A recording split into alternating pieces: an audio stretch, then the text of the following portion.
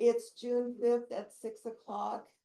And the first item is the determination of the quorum, please. Penny Brock, Present. Adolfo Correa, Present. Brad Stanley, Present. Drew Rebar, Present. Marge Franson is online. You have a quorum. Thank you. We will now have the Pledge of Allegiance by Drew Rebar.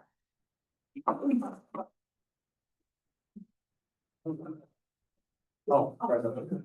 I pledge allegiance to the flag of the United States of America and to the republic which stands one nation under God, indivisible, with liberty and justice for all.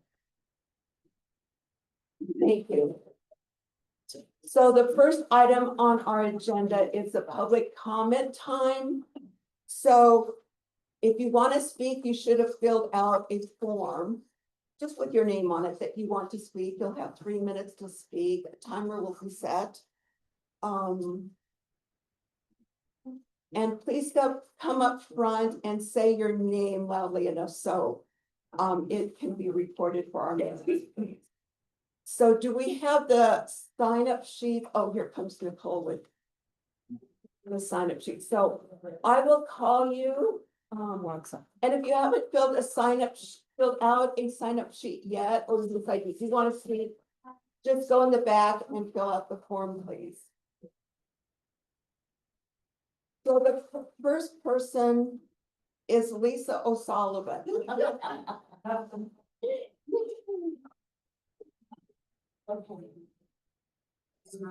Good evening. My name is Lisa O'Sullivan, and I'm a resident of Steamboat Valley.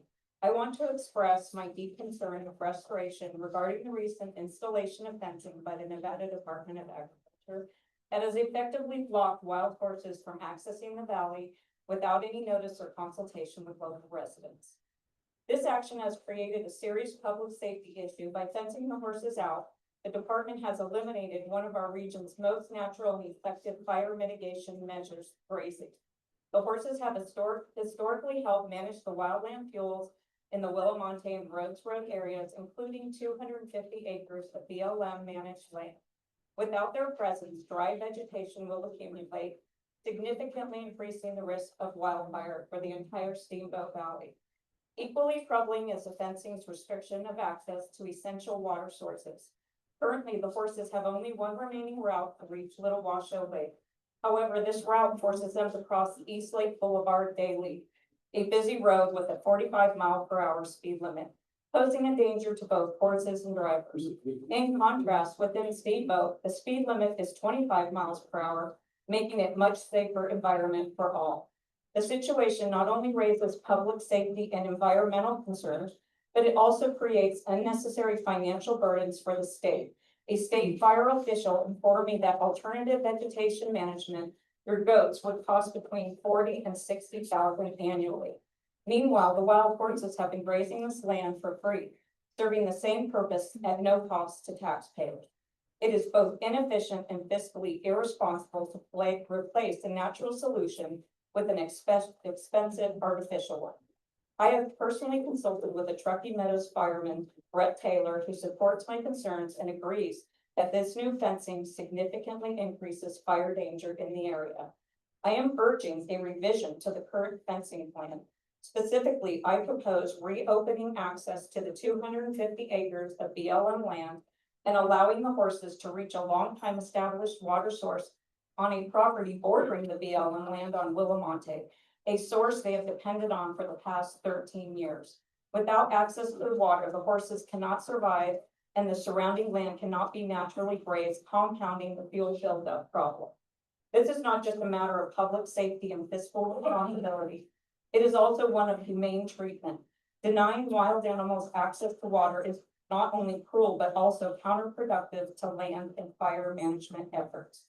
Thank you for your time and your consideration of this urgent matter. I hope the department will act quickly to reevaluate this decision and work with the community toward a more sensible and compassionate solution.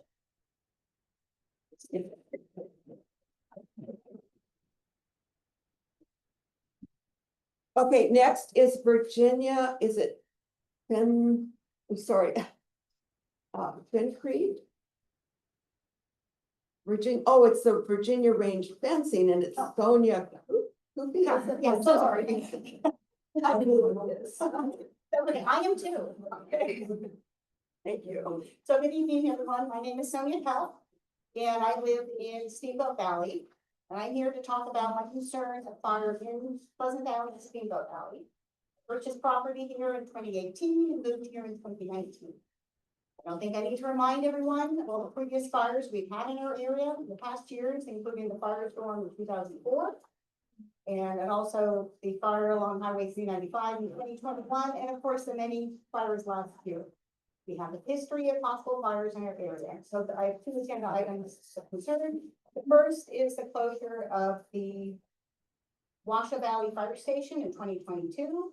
I learned that there are no plans for the county to reopen this fire station. I can't imagine the cost of reopening the fire station is greater than the cost of fighting one fire.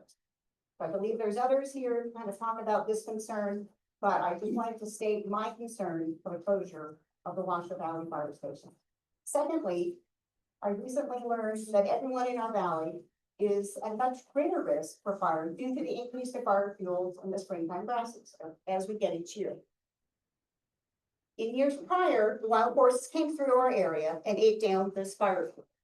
So I learned that the state ag department has completely fenced off our valley from the wild horses. This means we now have knee-high grasses all around our homes and in BLM land surrounding our homes. From past years, we can see very clear evidence of the benefits of the wild horses reducing the fuel where they have grazed versus where they have been fenced out. This year, I can notice a huge difference in the amount of grass on the hills and potential risk of fire since we have not had the horses wandering the hills and eating down the fuel. I'm greatly concerned for my house, but also for my livestock. I have horses in my yard, and in our valley, we have hundreds of horses, cows, and other livestock in the valley. If there was a fire, we had to evacuate the livestock. There's no way we could get them all out. I know that many of the horses would have to be set free to fend for themselves. However, now that the valley is completely fenced off, the horses will be stuck in the valley, could not escape, and would likely have many deaths. Additionally, by forcing the horses up on the Virginia hills, they're also without water and will obviously die without the lack of water. This is inhumane. I know there is a group of many individuals that have cared very kindly for the horses and took the necessary steps to maintain the size of the herd. However, it seems this has all been taken away by the state ag department. I strongly oppose the fencing that has been put in place by the state ag department, keeping the horses out of our valley. This greatly has increased the risk and loss of life or property to everyone in our valley. So, thank you for hearing my comments.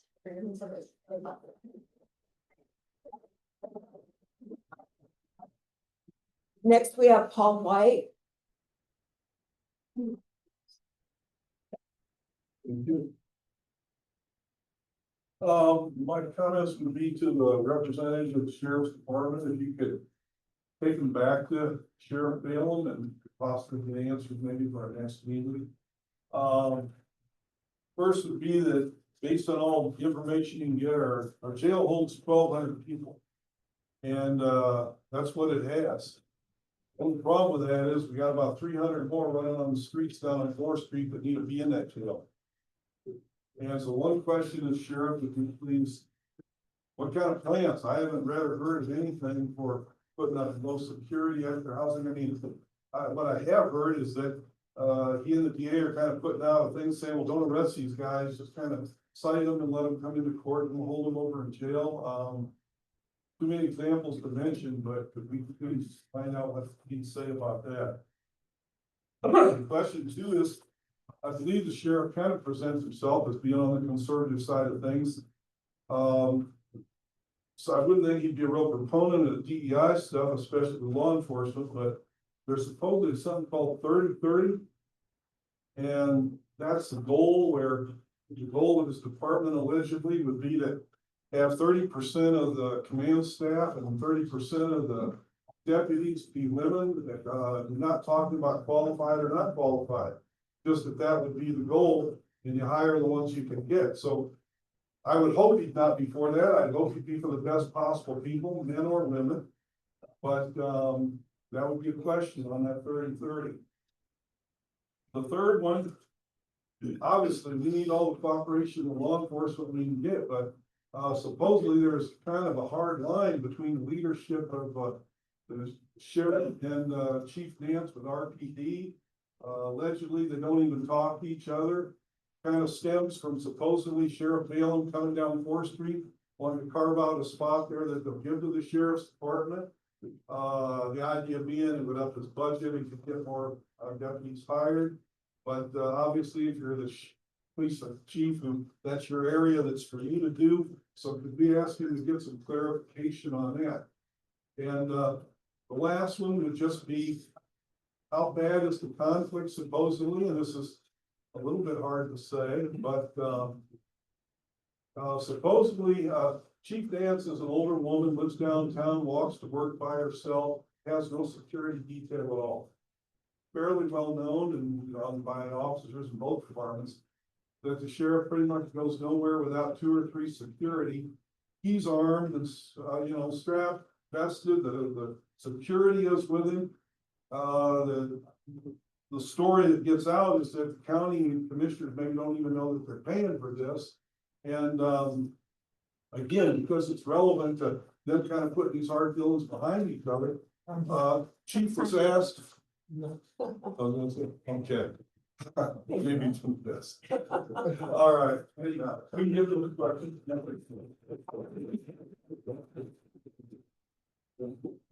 Elizabeth Sotomayor, please. Sorry. Oh, and I'm sorry, so when you come up to speak, please repeat your name again. Thank you. Good evening, my name is Elizabeth Sotomayor. In the early part of April, I attended the Lincoln Day dinner where Governor Lombardo was in attendance. I attended this event in hopes that I could have a moment to speak with the governor concerning the wild horses and them being fenced out of their water source. I told him that I was an advocate for our beautiful wild horses. Governor Lombardo was very nice and allowed me to speak about my concern. I informed him that I had been up on the range and the water source from the pond that everyone talks about is drying up fast, possibly by the end of May. I proceeded to express my deep concern about the horses having no water. Many of you may know that a horse dying of dehydration is a very, very painful death. So I explained to him that as an animal lover and advocate for the horses, this situation was very disheartening. At that time, Governor Lombardo gave me his word that water would be taken up to the horses as they do with the bighorn sheep. However, he did not give a time frame when this would happen. Since the ponds are now completely dry, there needs to be a water source on the range as promised by the governor. So I'm asking everybody, please help me contact the governor and tell him that the water is needed.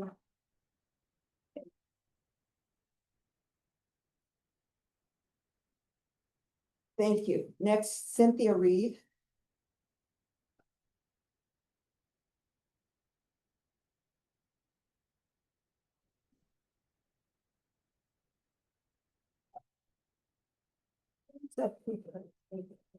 Oh, yes, right, yes.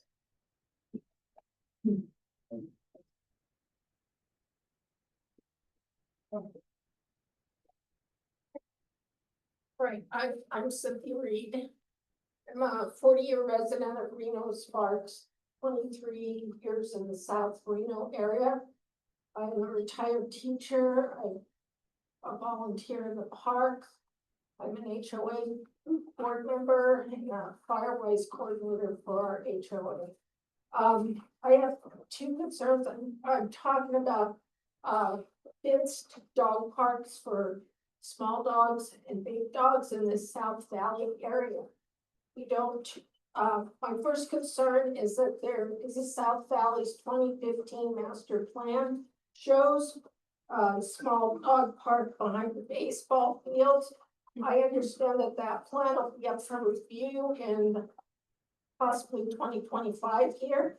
And I want to make sure that South Valley's dog park stays in that plan as part of the expansion that they've started with the softball fields and the infrastructure. So I need all of you to pay attention to what's happening there. I just been willing to help organize a group to help fundraise since after COVID. The county planner then said all the funds for this expansion vanished. And I've now managed to get enough for the infrastructure that you see going on out there. And I believe the soccer baseball group has got a grant from the Bennington Foundation. I just talked briefly to the new park superintendent last week, and the topic of funding always comes up, especially for dog parks. I don't know if any of you knew Lee Piazza, that his name is all over like Reno High School and the regional dog park, because the man donated money to make that happen. So if you know anybody like him that understands how important green space is, to exercise with your dog, it also helps us humans physically and mentally. All right, and it helps those dogs not thirsty and become socialized. A tired dog is a quiet dog. So that's why this is so important. My second concern is balanced use of our existing neighborhood parks that exist. I know of one neighborhood park in South Reno which has no activity going on until after school or sports in the afternoons. And we retired people really love to walk up to that park and walk our dogs on leash up to the park and then throw the ball to our dogs. And then put our dogs on leash and walk back home. Oh, okay. But anyway, so right now what's happening is we're getting threatened with $200 citations because of that specific program. Anyway, for it comes.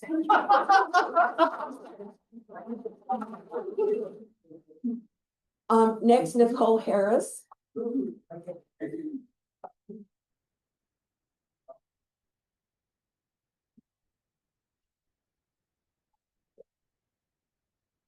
Good evening, everyone. My name is Nicole Harris. I live in Galena Forest Estate. I thought we would not have to be here again, but here we are again.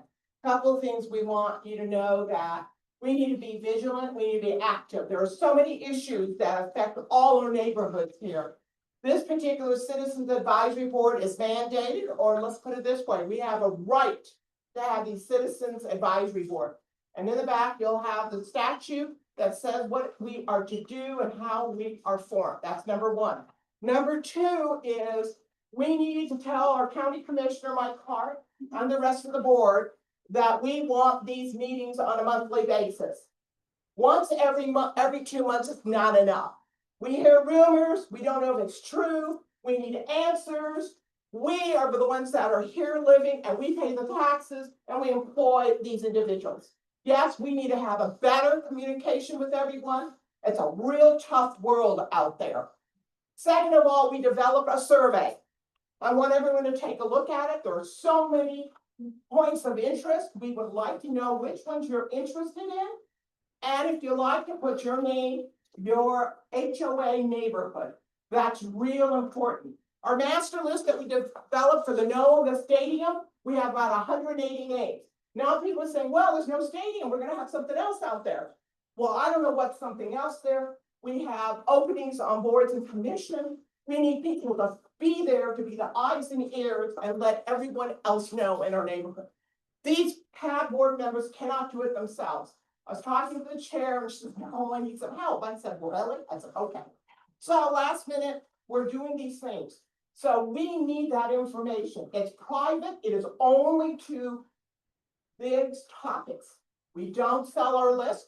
We need you to tell your neighbors. For example, we've got Sierra Reflections, Washoe Valley. They have a unique set of situations. I don't know about that. I need someone I can trust to tell me and share the information. When we had the Davis fire, I didn't know we had a fire station. We have a bat problem. Well, somebody says, well, the bats are still there. Somebody says, no, we're gonna build. Somebody says something else. I just want what the true facts are and what I need to do to make a decision. Okay?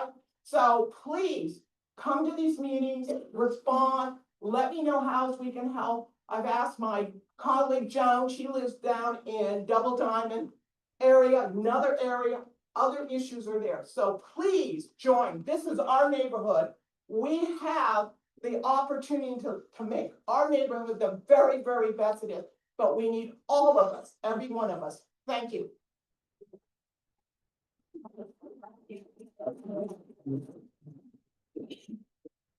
Next, Julie Allman.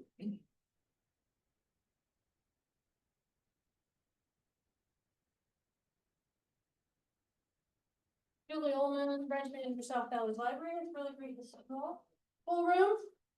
Especially to see our first responders here. It's always nice to have you guys here. I wanted to update you a little bit on some of the things that we've been having going on at the library. It's every 2 months, so this covers a lot.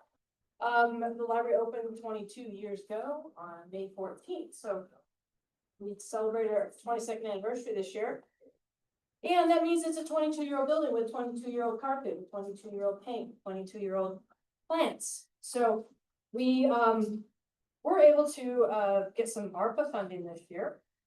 And when you visit the library when it's open, you come and visit. The teen zone has new paint, new carpet, new furniture, and some additional shelving, plus a new teen art gallery space.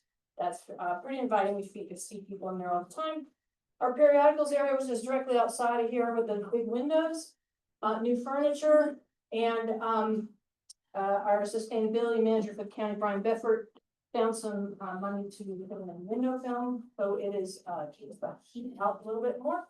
So it's really nice. And our Mount Rose room, which we formerly called the business center, which is when you go out here and make an immediate left, you'll see a glass wall enclosing the business center now, so that we have some capability for we can use that area. And on the south patio, we were able to put up a sunshade. It's really hot out there.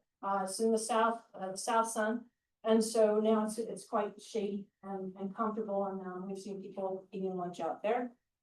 And then I want to point out here in the meeting room, in addition to the ARPA funding that we received, we had a very generous donation from one of our wonderful patrons, Bill Nicholas, and memory of his wife Karen.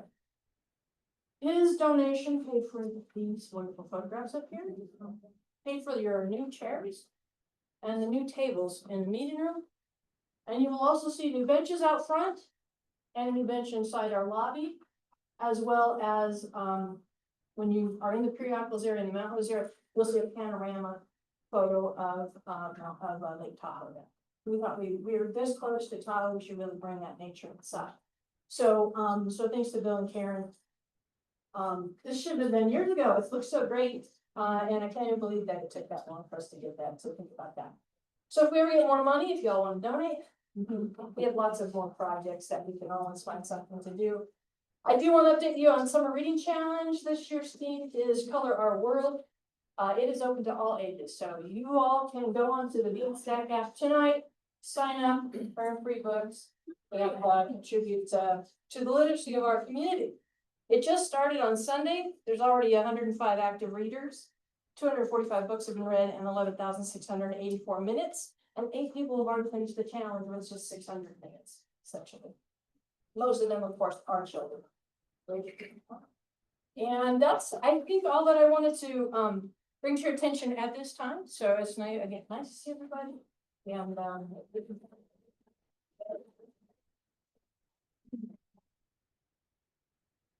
Kevin Williams.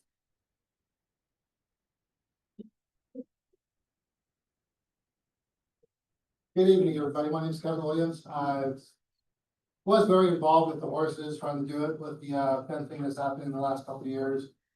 After the fencing kind of went up and it just seemed like our hands were tied, I kind of gave up. So I don't really know a whole lot of I don't know, like a lot of up-to-date stuff. I feel like even this meeting was, I don't really know too much about this meeting. I just was contacted the other day, maybe to come out here and speak. I was very involved. I don't know, I mean, it's hard to speak about this without cussing because, just the way the NDA, the way different organizations, the way everything interacts, the way the groups that are supposed to be there to help the horses. There's so much secrecy involved. It really, it sucks. People don't know, the general public has a hard time finding out the truth. I was very persistent. I drive, I talk, I know a lot of people, so I'm just trying to figure out, I mean, I hate to say it, but this topic is like freaking beating a dead horse, you know, just the water situation. Again, the water situation, why are the animals being, treated so inhumanely? They're animals, they have feelings, they have spirits, they have everything, I mean. And we're fencing them off from all their natural resources, I don't understand it. I was handed a piece to read, but I can't read it, I mean, I shake it, I hate this stuff. Why are we doing this again? It's like, the horses, they do have a lot with the fire suspension, they eat all the cheatgrass, eat all, you know, they help a lot. They're here. I don't know, it's just bad that. And the NDA and the Wild Horse Connection and stuff like this, they're contracts to help each other. But the organizations that are supposed to be helping, their hands are tied by the NDA. They cannot do what they want to do, or even if they want to do, I don't even know if they want to do it, they're just, in my opinion, they're lazy, they don't act.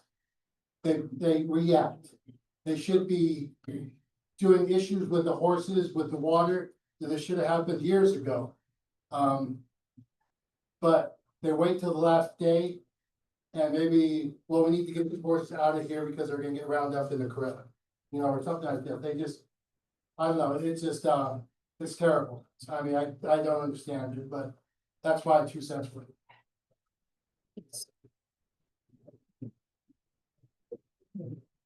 Thank you. Kelly Hyatt.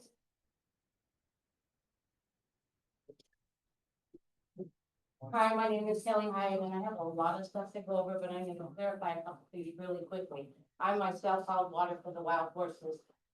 And I'm not even supposed to be talking about this, but I don't care now. I've been hauling water for 10 years, 9 years on a private property that was allowed to be done by the Department of Agriculture and the people that owned it. There are other people that have allowed the water to be given to the horses. Unfortunately now, the fence, and y'all need to understand there are 3 fences. One of them is the city, and you're gonna hear about this soon. That fence was well thought out, but financed by grants and taxpayer dollars, I think. And there's another fence that's already done, which is causing major problems, whether anyone wants to believe it or not, in Steamboat Valley, coming from Andrew Lane straight across to the BLM route to Toll Road, which does block them from getting the water. There's also another fence that nobody is talking about because it has been done in complete secrecy, including the NEPA getting what's called categorical exclusions, which I didn't know what were, but now I do.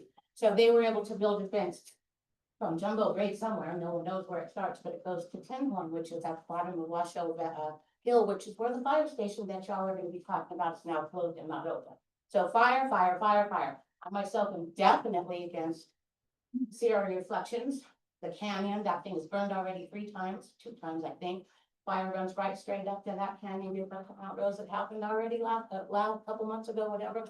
I live in Toll Road and Via Bianca Trailer Park, that's been there forever. Luckily, no fires came there yet, but I also live at the roundabout. I hear rumors the roundabout is gonna be enlarged, turned into 6 lanes going across. We don't hear anything. The questions we're hearing today are the best reason that there should be a cab every month, because people are caring about our neighborhood. And the lady that spoke, yes, you are correct. We need to fight, we need to do it, but yes, you're right. Our hands are tied. We are not allowed to speak. We are being told not to speak because we can't upset that apple cart. Well, I'm here to tell you that I've been a volunteer for 13 years and everything that I've done is right now shit down the drain. Except for what Naomi Dewar has done. This stuff has done in secrecy. This is our tax dollars that were paid for this fence that was done in complete secrecy in Washoe Valley where you all live. Pleasant Valley, and you are gonna be in fire danger. Other things I would say is I'll also clarify that water guzzlers for the wild beef, black pig, and wild sheep, those are financed by the hunters and the wildlife, whatever their group is, they got license plates too, we all do. They don't take water to that. It's rainwater and runoff. And they make absolutely certain that wild horses cannot get to those. So there is no water on the range. The 3 seasonal ponds are now dried up. I'm not allowed to haul water anywhere now. And if I do, I'll probably get in trouble. Or get kicked off the team. Or something to that effect. 3 minutes. Thank you. Yes.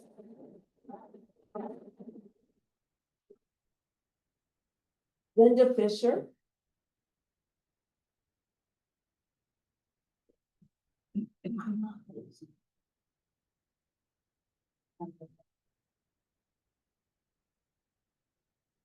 Bill, thank you for allowing me to speak. Good evening. I have a letter which I'd like to, submit into the minutes of this meeting. I'm not gonna read it because it'll take more than 3 minutes. But I did want to talk a little bit about the wild horses. And it was perfect because when she was saying everything that was put up there, to put this man put into our library. Wild horses. You know, are we so inhumane as humans? I love these horses. Stop. No. Yeah. No, I don't care. They don't care. Yeah, the fencing. Yeah. Yeah. You know, I had no idea about the fencing until a friend of mine who helps Jim. Thank you. Helps guard the horses, so we can control the population. But instead of controlling the population, like we all care about the horses and want them to live, this is part of Nevada. I have been in Nevada and the Sierras all my life. My dad used to be, well, he was a cowboy, and he would help with the wild horses. But now, for some reason, everybody just doesn't care about them anymore. It's like, what is going on? You know, where have our hearts gone? Where have, you know, our history gone? This is a huge history for Nevada and the Sierras. So I am strongly opposed to having any more fencing done. I understand it's almost done. I don't think it's completely done, but we have got to allow these horses to get the water. I mean, it is the most inhumane thing I've heard of. You know, anybody doing. They're beautiful. I mean, take a look at that guy. You know. So please don't fence them off from the water. I don't know what we need to do to stop it. I mean, I'm from the, 60s. I'm willing to lay in front of the. But please, everybody speak up. I'm gonna give somebody this letter to submit for the minutes. And also, I really love firemen, so please get our fire station back.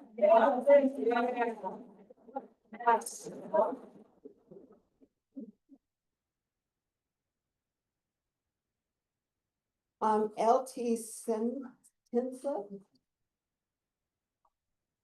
Or is that lieutenant? Yeah, if you're ready for the law enforcement, if you're ready for that now or. Oh, no, okay. Okay, Norma Davidson?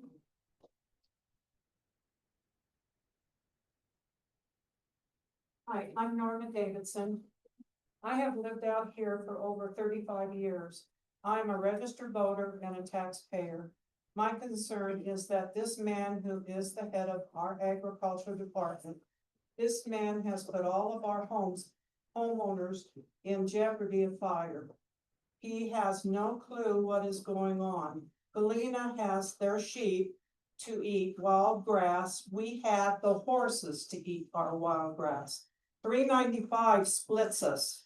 Sheep, horses. Okay, here's another one. This man won't even listen to people. He has people believing that there is water above 395.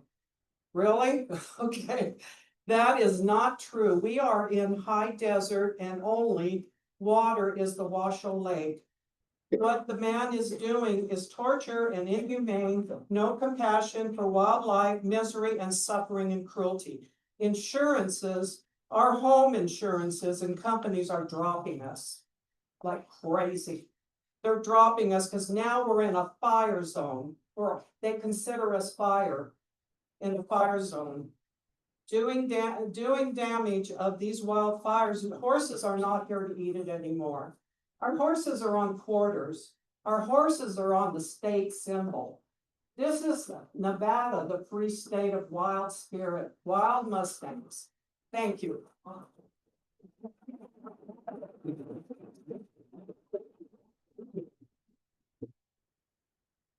Cindy Shast. I'm sorry. Oh, good.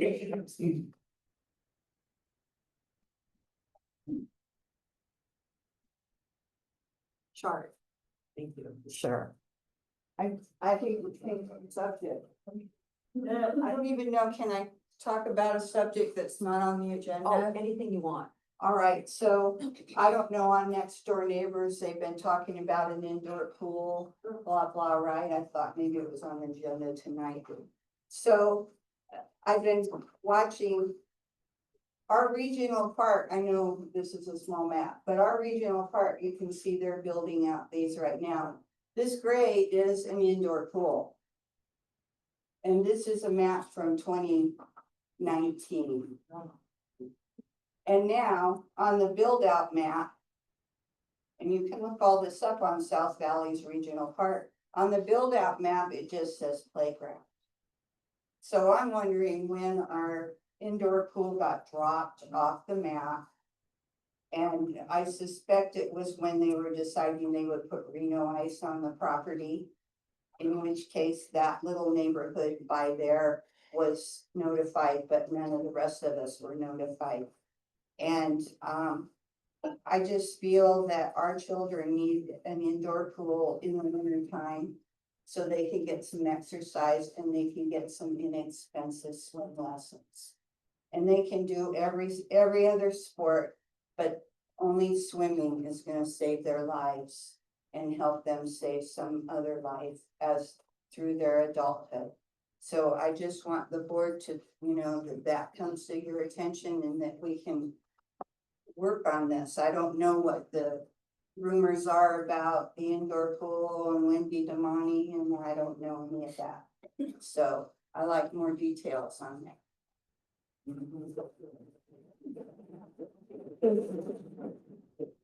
That's it as far as who signed a sheet. Is there anybody else that wanted to speak? Okay. Oh, if you can, oh, that's okay. Just come up front and give us your name, please.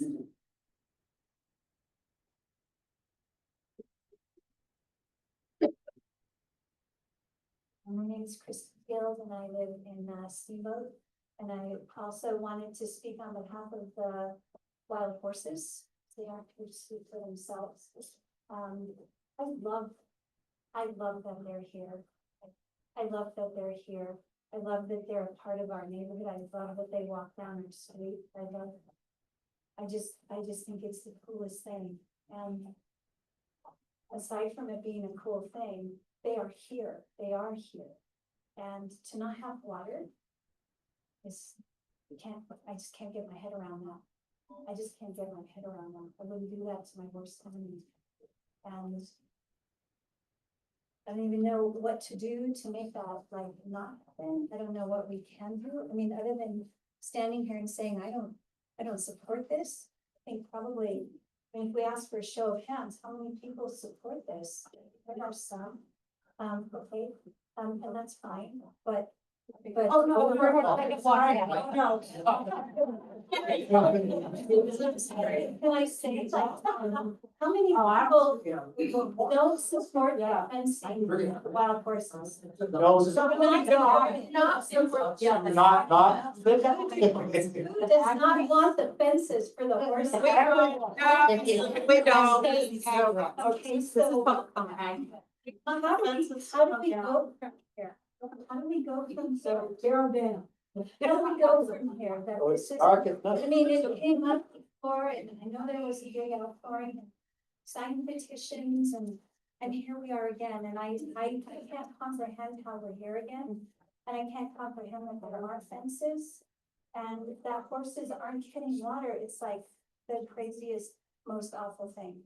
And the side note, my neighbor went for a hike and he said, I've never seen the grasses like this here in the tinderbox now. So, that's a certain concern as well. So I hope that you all see that we don't support what's happening. And I hope that there's something that you can share with us to let us know where do we go from here? How do we actually go from here? That what we all want is actually what's happening, or that's, so I'd like some feedback.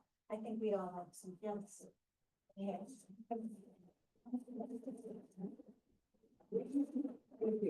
Excuse me, sir, did you want to speak?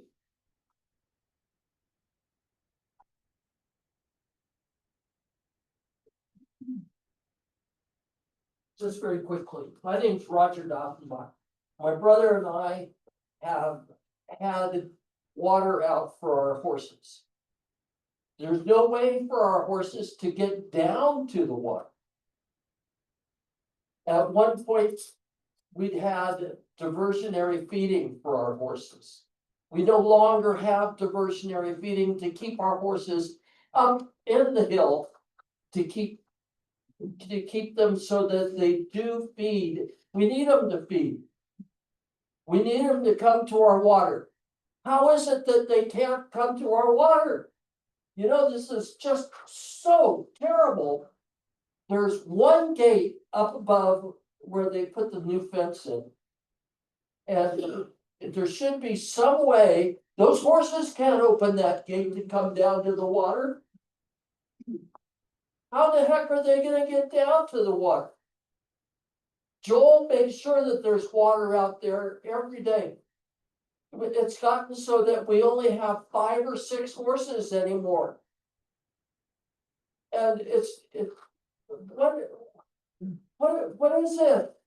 We used to have herds of horses. Now we can only have 5 or 6 horses? What is going on? What, this fence is keeping our horses from coming down. It's keeping them, you want them to keep them over at Washoe? Cool, keep them over at Washoe. But if the horses can move, they can come over to our side. I don't know what to say. I don't know how to handle this. Joel and I, when our bodies were working, we were working hard with our horses. My body doesn't work anymore. So what, you know, I'm flabbergasted. You'll have to excuse me. I think I've expressed some of the thoughts that are part of our way of living. I mean, Seemany Christmas, we had real herds at one time.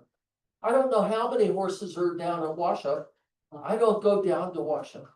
I mean, does anybody know how many horses are down there? Oh, I'm sorry, I got there.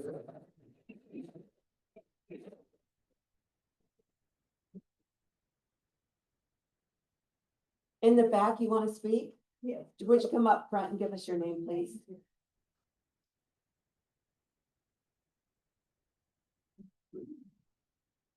My name is Mary Ann Tolsner, and I live in the Steamboat area. And since we're on the subject of fire and all that, I just would like to remind the officials and the public that we live in the Steamboat area where there's one way in and one way out. This is Town Drive that goes in. Well, when there's a fire and all this grass above us is 4 to 6 feet tall, the horses are not here anymore to eat that down. It used to be eaten down like that. Well, now, when there's a fire, imagine the scandal of people trying to get out that one road. And then what happens is in these kind of emergencies that they just take off across private property. And this is what has happened in the past. I personally have brought this up and to the city council in a comment well, about 2 years ago about the problem with our exit strategy in the case of fire. And of course, this is affected in the case of a flood, the flooding of the Steamboat Creek. Well, you can't, they won't let anybody go across because it's not safe. And of course, if you can make it down to Rhodes Road, in the case of fire or flood, that's going to be jam-packed with people trying to get out also. So we're landlocked and doomed. Yes.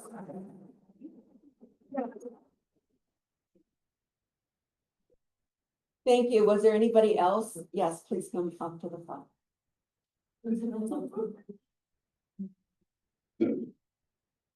Hi, I'm Kelly Hansen. I'm an ex-volunteer. I was partners with Kelly for 12 years. And the last 3 years, I have not been a volunteer due to health issues, but we have fought and fought for these horses. And now everything that we have done is gone. None of our water allowed anymore. There is no more feeding.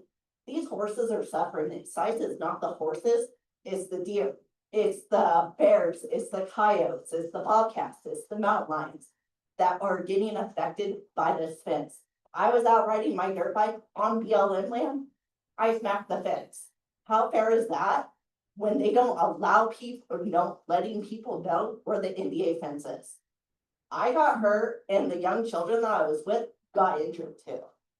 This is not okay because they are blocking all accesses to BLM and public lands for us to be out on dirt bikes, out on side-by-sides and quads.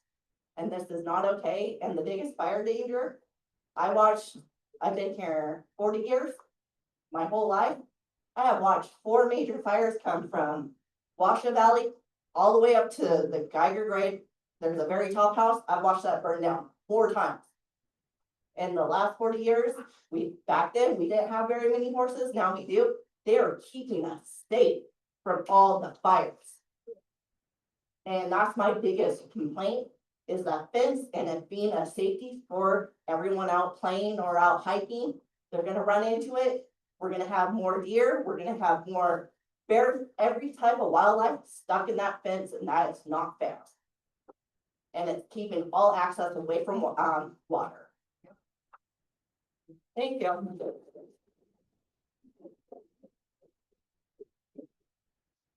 Thank you. Is there anybody else that would like to speak? Seeing none, we'll move to the next agenda item, which is Commissioner Mike Clark to come up and give us his report.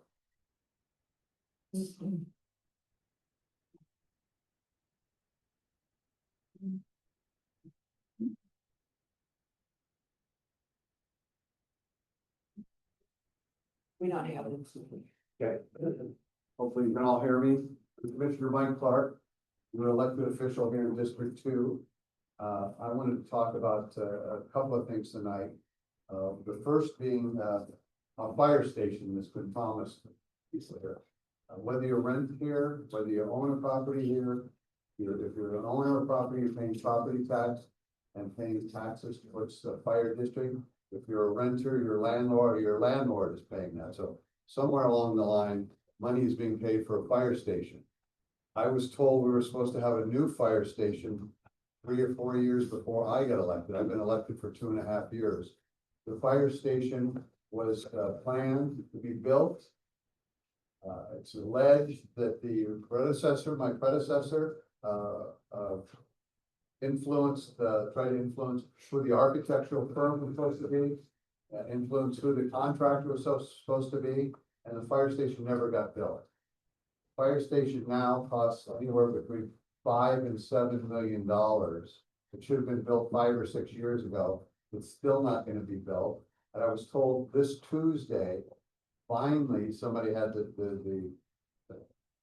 just was able to tell the truth about this. We don't have the funds to build that fire station. We're not gonna get that fire station. We've got a new fire chief here. I'll be talking with him to see if we can get this back on track, but fire is a big issue, talking about horses and how we may prevent fires, but fire stations also can help prevent fires. So the firemen and fire trucks and apparatus, and that stuff has been promised to us. We had 2 stations in the area here, one over by Davis Creek Park somewhere. That was closed because of bats. Okay, bats, and we can't use it, and you know, I don't believe the story, okay? Don't believe the story that bats can keep us from using a fire station. Because as soon as our fire teams moved out of there, the bats left because the Nevada Department of Forestry moved in there and they got rid of the bats. So, you know, we're humans. I'll be darned if I'm gonna let a rat or a bat or any other rodent keep me from using a facility. But at the end of the day, we're joking about this, but you know, we need fire service out here. I personally lived through 3 major fires I live in Washoe Valley. 3 different times where you can't leave, you can't come in.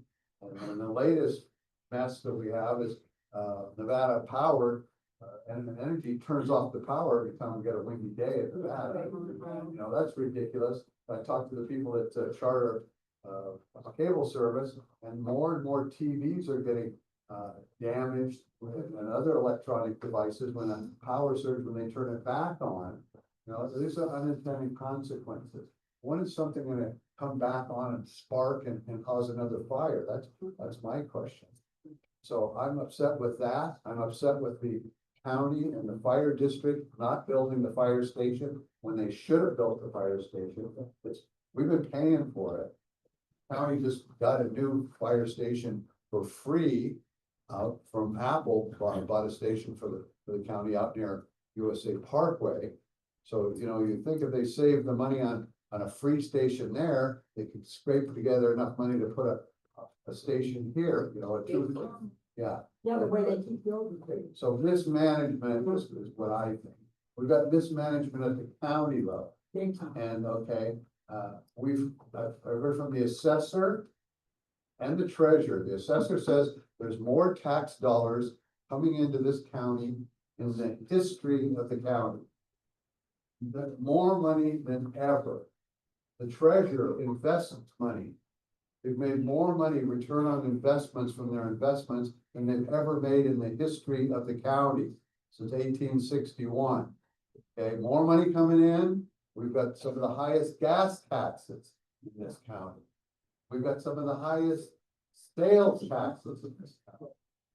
Okay, we've got this COVID money, this ARPA money that came in by the boatloads, and they spent it faster than it came in.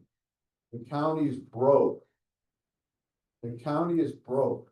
What if you had the biggest paycheck you've ever had in your life? What if you made $1 million a month, and at the end of the year you were broke? Huh? And you had to go to your relatives and ask for some more money. What would they look at you like? You have 2 heads, right? Okay. I asked the county manager, I said, what's the problem here? What is the problem? And he said, we're spending more than we're bringing in. I said, good, you just passed the quiz. What kind of how would you do that in your own life? What if you spent more money than you had coming in? Would you be an idiot? Yes. Okay. You know, what would you be? And that's the problem we have with the county. So we got lots of other issues that are taking place in this county that need to be addressed. And hopefully we've got enough folks involved, and thank you for all going up here tonight. This is one of the bigger crowds we've had, other than when we had the issue over the soccer stadium. But, you know, we've got major problems, and, when folks aren't watching what's taking place, this is the kind of hijinks and shenanigans that are gonna take place. More money coming in than they've ever had, and they're broke. The next 4 years are projected to be broke to the tune of $125 million. Okay, hide your wallets, okay? They're coming to get more dough. Their only answer, the chair of the county commission thinks that she can tax her way out of this. They want to raise your sales tax even higher, which hurts the working poor. They want to raise your vehicle registration even more, okay? Any way, I mean, I'm surprised they don't come to your house and go through your couch to see if there's planes laying around there. This is a shakedown, and they're fiscally irresponsible. I get into it with them every county commission meeting, fiscally irresponsible. They hired almost over 300 new employees at the county last year. The entry-level county employee, probably $80,000 or $90,000 in fact in benefits, and salaries, and so on. They hired a bunch of folks with the COVID money. That was temporary money that came in. They hired people. They should have said, hey, you know what, we can hire you, and when this money dries up, you're gonna probably lose your job. But they didn't. They made them all permanent.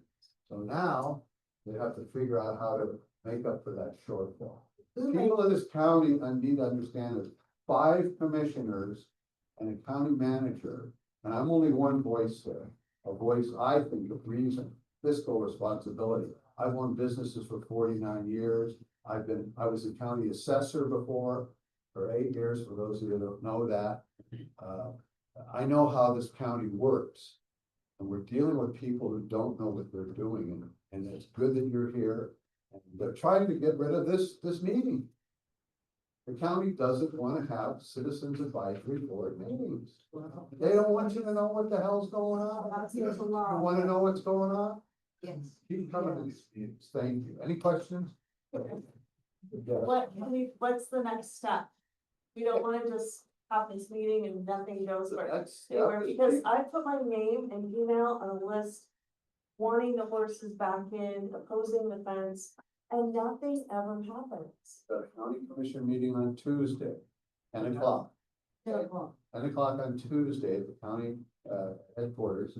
I've also asked time and time again to have at least one meeting in the evening quarterly for the folks who have to. Yeah. Did Karen told me? No. Not even gonna vote on it.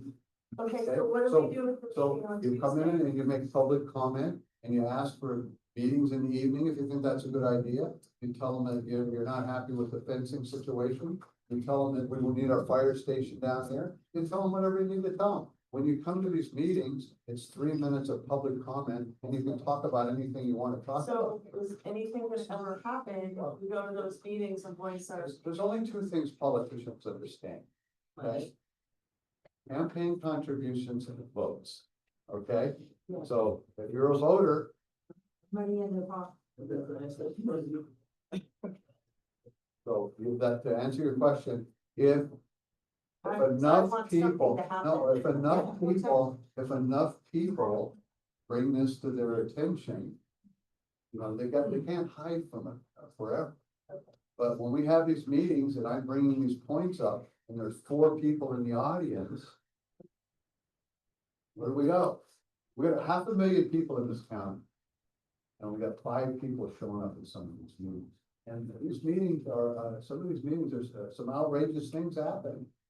You know, we just got rid of one group of people that took care of a homeless situation, a rehab for folks, and hired another one to do the exact same job, and we're paying them an extra $1.1 million, okay, per year. Well, that could have probably bought us a fire station in about 20 years, right? Okay, so that's the kind of shenanigans we've taken place here. Okay, we have just some quick numbers for you. We have 25% of the population are seniors. Okay, we've got a population of homeless people somewhere around 1,700. We've got, so the homeless get a budget of, about $100 million a year. The seniors that we have, and that's 1,700 people get about $100 million a year. Okay, and then we've got seniors who get $7 million a year. And just to put it in perspective, for animal control, they get about 14 million. So we're spending more on dogs and cats than we are on seniors. And, you know, we're talking about horses not having food or water. We've got a bunch of seniors that help too. Some of the only meals they get a day, per day, for a lot of them, is the senior lunches. And they awarded the contract to a company that serves horrible food. I'd rather eat the jail food. Jail, if I have to go to the jail or the CARES campus, I'm going to jail. All right. Yeah. Wait, Commissioner Park, before we move on, can you please state your name for the record? Yes. Cindy Zambarelli, Thank you. thank you.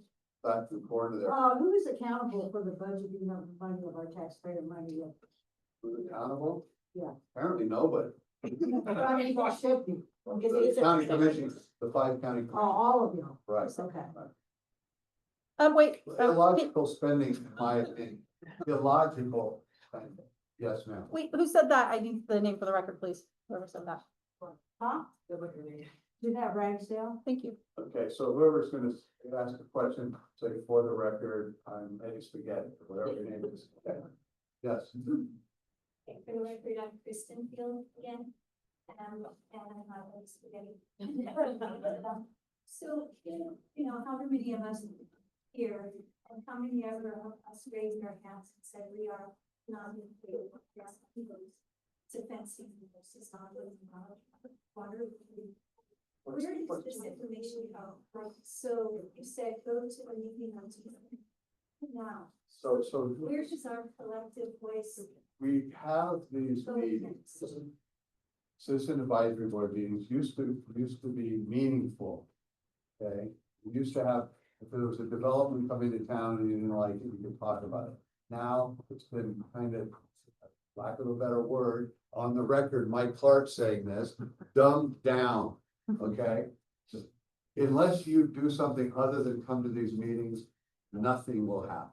So really, this is an exercise in. The only thing, the good part is I show up to these meetings and I hear what you have to say and I'll take it back. But I need some support up there as well, because many times they'll say, oh, Clark's just saying that, okay? That's his opinion. My opinion means nothing. Your opinion means everything. Well, so like, you know, a show of hands for how many people, you know, we are the voices, we are the voters, and we are talking to you. And does that not sound like, as opposed to just saying like. Listen to you. Oh, I'm listening to you. Listening to you. I'm listening to everybody. I just. But I'm only one voice out of 5. It's simple numbers. 1 against 5. One against 4. Go on, I'm sorry, I didn't mean to cut you off, but I'm frustrated as much as the rest of it. I hear that. I hear that. I think that what we're saying, what I'm hearing a lot of people say is where do you go from here? And you're saying, come to another meeting. Come to another You meeting. know, lots of people clapped when you said we should have meetings at night, but most of us were. Right. So, you know, it feels like, well, how do we get to then, if it doesn't get funneled through places where we're actually talking to you, to the larger audience that's actually making decisions, well, you are our voice. If we can't be there Tuesday, it has to matter more than feeling like this is dumb and dumb down more. You are the person. And I will take this message in, and when I say this to 4 other people, and they say next, after I get done talking, that's what happens. So I need some forces to multiply this, and maybe it's only an email to the other commissioners. Okay, maybe you don't can't come in, but you know, bombard them with emails, send a carrot pigeon, smoke signals, something, get their attention. Okay. We're gonna leave it back. No, Yes. Hi, my name is Cameron McQueen, and I am the vice president of the Steamboat County Land Owners Association. And I'm wondering what your stance is on this. I will say, I like your freezer does that. It's kind of the idea. But it's at the end. I'm not and in then it favor. goes. I don't know. Can you come on June or buying all the research that we're doing, trying to get. I haven't been in favor of it. I'm not in favor. of it. I don't think it makes sense to have those smaller lots interfacing with the rural, flavor of Pleasant Valley. And that's something, I don't. So if one of us is at continuing to go to these meetings and we can get more and more support by more people in this room trying to get it out, because we've been trying to get the cause out to everybody, and there's still so many people in Pleasant, Steamboat, Washoe Valley that don't know anything about this development and how detrimental it's going to be for that area. So we need to just keep going to the meetings and showing up and hounding the boards or. The way this political game is played is when something comes to the attention of the public, usually a bunch of folks show up. They're opposed. And then the meeting gets put back or rescheduled, then we have another meeting, maybe 40% of the folks that showed up the first time. And then we have 2 or 3 more meetings about a meeting, we're gonna have the meeting about. Finally, when it gets down to it, people are worn out and 3 people show up and they say, oh, look, there's only 3 people against it, let's go forward. That's how it's done. And that's the exact problem that I need everybody in this room to understand. On any No issue. one wants their Yes, responsibility. they count on you to weaken, okay? Weaken. That's not true. All right. Well, Hi, Elizabeth, I'm Sotomayor. My question is the fence was, funded by federal funds. The fence that we're talking about. So what exactly is it? What is your position? Say, or you really happy? We've never had it. So I just want everybody to kind of realize that, you know, even though you're opposed to the fence, really the only ones that can do anything about it is our federal. I mean, I'm sorry, our state, I'm sorry, I'm opposed. Our state, exactly, Governor Lombardo, I know that's what you're laughing at. So that's, The that's NDA. a statewide level, as far as I know, it's never come before the county to vote on it. We've never even discussed it. I just want everybody to kind of to understand, you know, even though you're hearing us, this really is not gonna help us in that matter, because this is. Well, when I get a chance to talk to state people and federal people, or voice the concerns, I mean, they'll hear it, but I don't know what to do. I mean, like if you spoke to the governor, you could say, yeah, I was at the citizens advisory meeting and there was a room full of people that were, you know, opposed to this fence, and these are the reasons why. I'm just saying. I don't. Yeah, I live in Washoe Valley and have horses roaming around there all the time. Somebody asked the question, Washoe Valley probably saw 250 horses, that's good. It's the lake. 2 or 3 herds merged right there. We still have 10 miles. You know, it's all 5. Yes. Maureen Collins, for the record. How effective are petitions? Like people signing, leaving their, you know, address and everything, how effective is that? Where do they go? Or do people, is it more effective for people to write to, send an email to each of the commissioners? Or to say, we want this as part of the public record? I just tell you when I get pick a topic, a hot topic, and I might get, you know, several hundred email recommend definitely on my radar. If one person says, I don't like the red light at the corner or whatever. If I have 500 people send me that email, we don't like the stop sign at this corner, please, well, I think that's how you see it. Right. Something like that, so, it's all numbers, What's the other 3? I got something in the back, thank you. Yes. Linda Fisher for the record. How much of the information on the financial, that the county is spending is, in the public yet? How can we get that? You're supposed to be able to get all of it. You're supposed to be getting all of it, but we had a budget of over 1.1 million, that range. We had 2 or 3 county commission meetings about the budget. There might have been 12 people there. We got half a million people in this county, 12 people there with their tax dollars. But So- if I wanted to get a copy. I of can, we How can, the county spending my tax dollars. yeah, How can I get you can that? get a copy of the budget. Oh, That's something new, and I don't know if it's gonna work or not. So, who would I read? Yeah, that part. We don't know. They talked to- We have, Candy, Hold on. this is Candy Ramos for the record from Washoe County. There is an event coming up on July 22nd called Budget 101 and the Washoe Checkbook. And it is an online resource, but it's not exactly super easy to figure out. So this will tell you how to do it. There'll also be Q&A. Our chief financial officer will be there, as well as our budget manager and our comptroller. So we encourage you, there is a flyer in the back of the room. It's July 22nd from 5:30 to 7 at Washoe County Chambers. And is this specifically for Washoe County or do we also do that information about today? There is a thing, it's called Nevada Checkbook. So this was Washoe Checkbook, but there is a Nevada Checkbook as well. I feel for all of you. I hear you talking about the horses. Well, Jay Collins or Eddie Spaghetti for the record.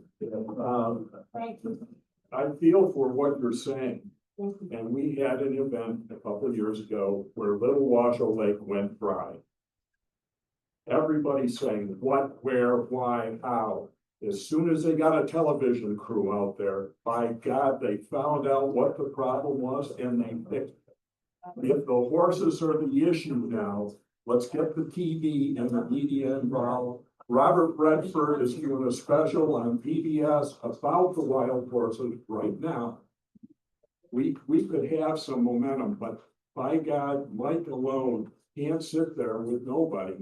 And they can't have meetings in the middle of the day when people can't show up. So what's another way of doing it? You gotta embarrass people sometimes in order to get action. Good for you, good point. You know, a lot of times we have very important issues voted on at about 3:30 or 4 in the afternoon. People have been sitting there since 10, okay, the agenda gets moved around. Now, there's shenanigans going on, let's face it.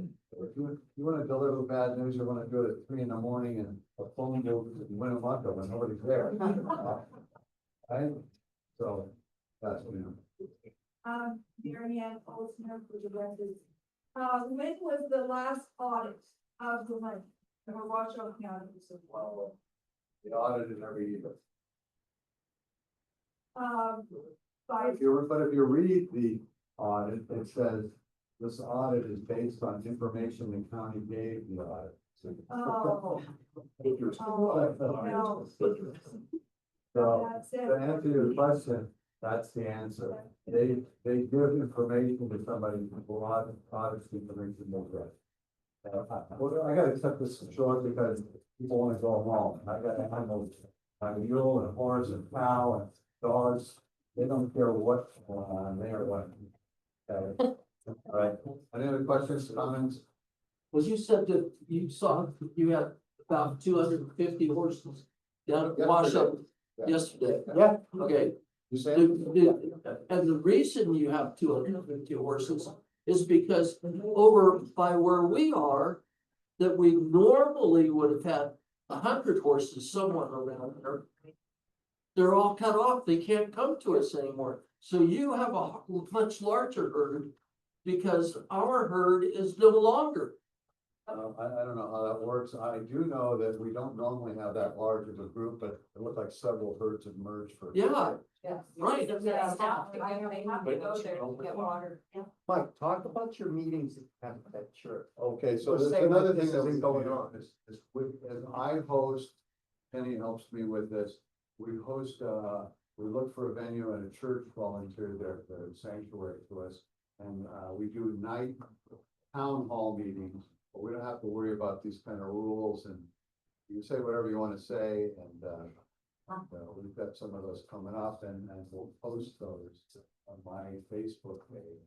Other places when they're happening, give you plenty of notice with a couple weeks in advance of evening meetings, 6 to 7 o'clock.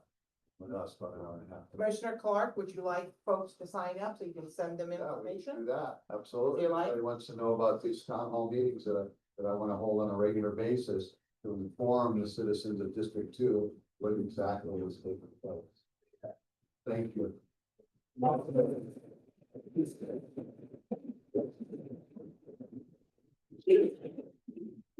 Thank you. We're gonna approve the minutes and then one of the board members has asked for a 5-minute recess. So, is there a motion to approve the minutes? Madam Chair, I move that we approve the minutes as written. Can you say your name, please? Brad Stanley for the record. Thank you. Thank you, And Ken. Adolfo Correa for the record, I second the motion. The motion is made and seconded to approve the minutes. All in favor, please say yes. Aye. Aye. Opposed? Motion, the minutes are approved. Thank you. So now we're gonna take a 5-minute recess. Thank you. Okay.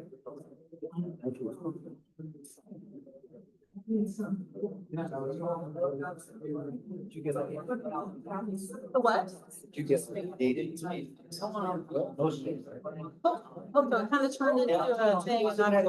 Yeah. I just want to let you know, that's where we'd like to ask.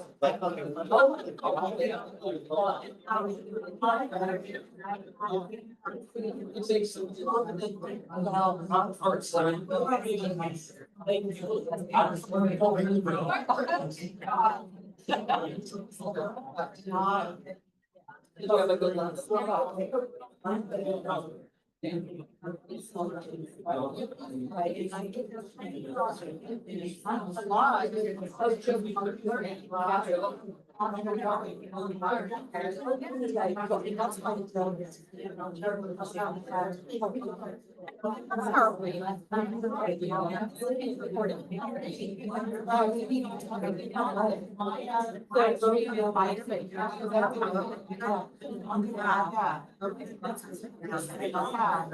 Yeah. So everyone's fine.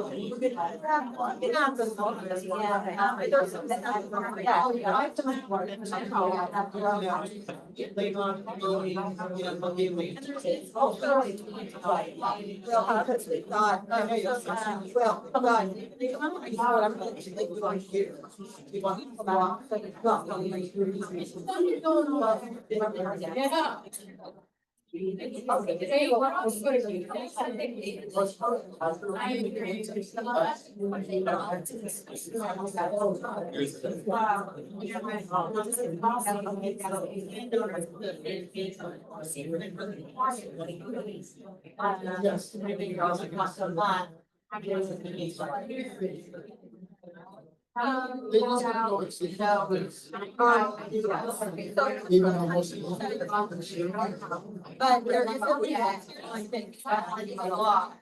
And then also like. Because I know they're rearranging. So. I need to follow.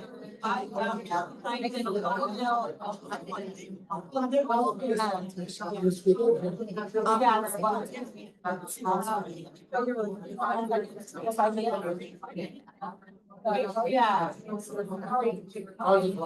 No, in the past, probably a big portion of the person. And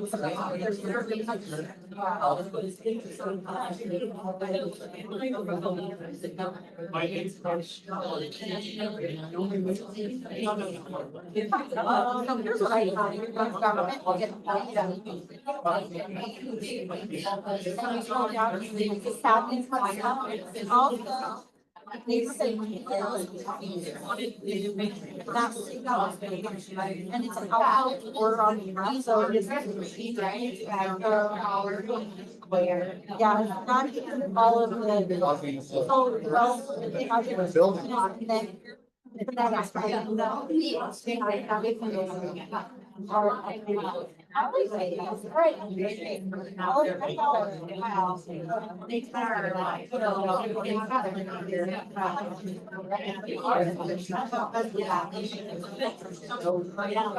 Yeah.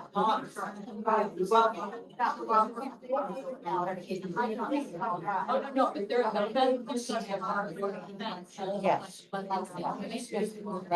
So bad.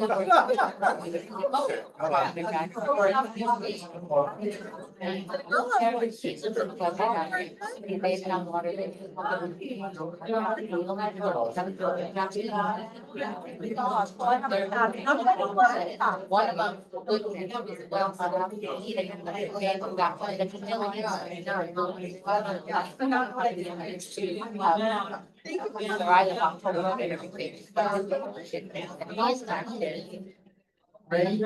This one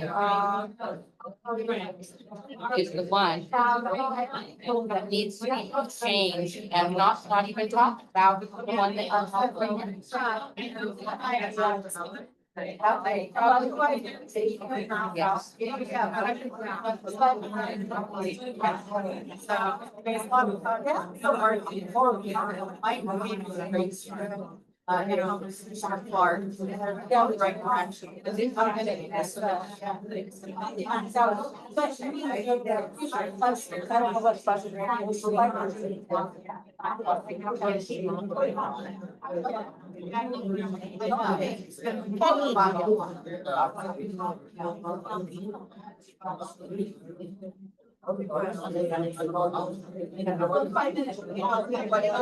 All right.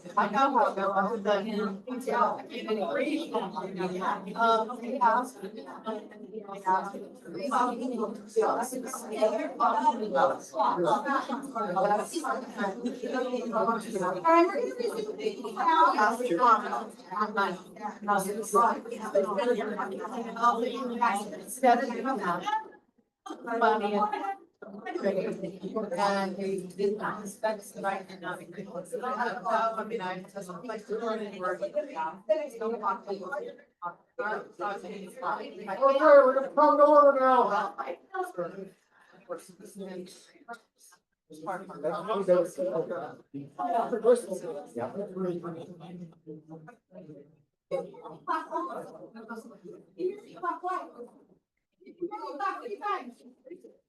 it back to order.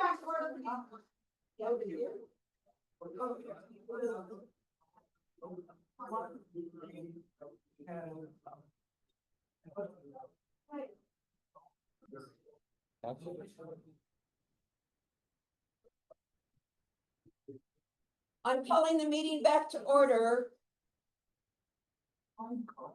So next on the agenda is if our deputy sheriff could come forward to speak, please, then we'll be followed by the fire.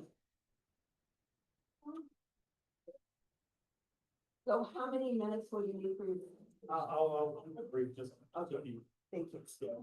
I won't keep you guys here long with my stuff. Lieutenant Fullerton says with the Washoe County Sheriff's Office. I supervise the entire valley and the weekend graveyard shift. So I speak for a lot of the different areas that we supervise. But I do have specific statistics just for down here in the Washoe Valley, South Truckee Meadows area. So just for the quarter one, the first 2 months of the year, we haven't had our quarter two data yet. That was filled out until the end of June. We had a total of 3,087 calls for service.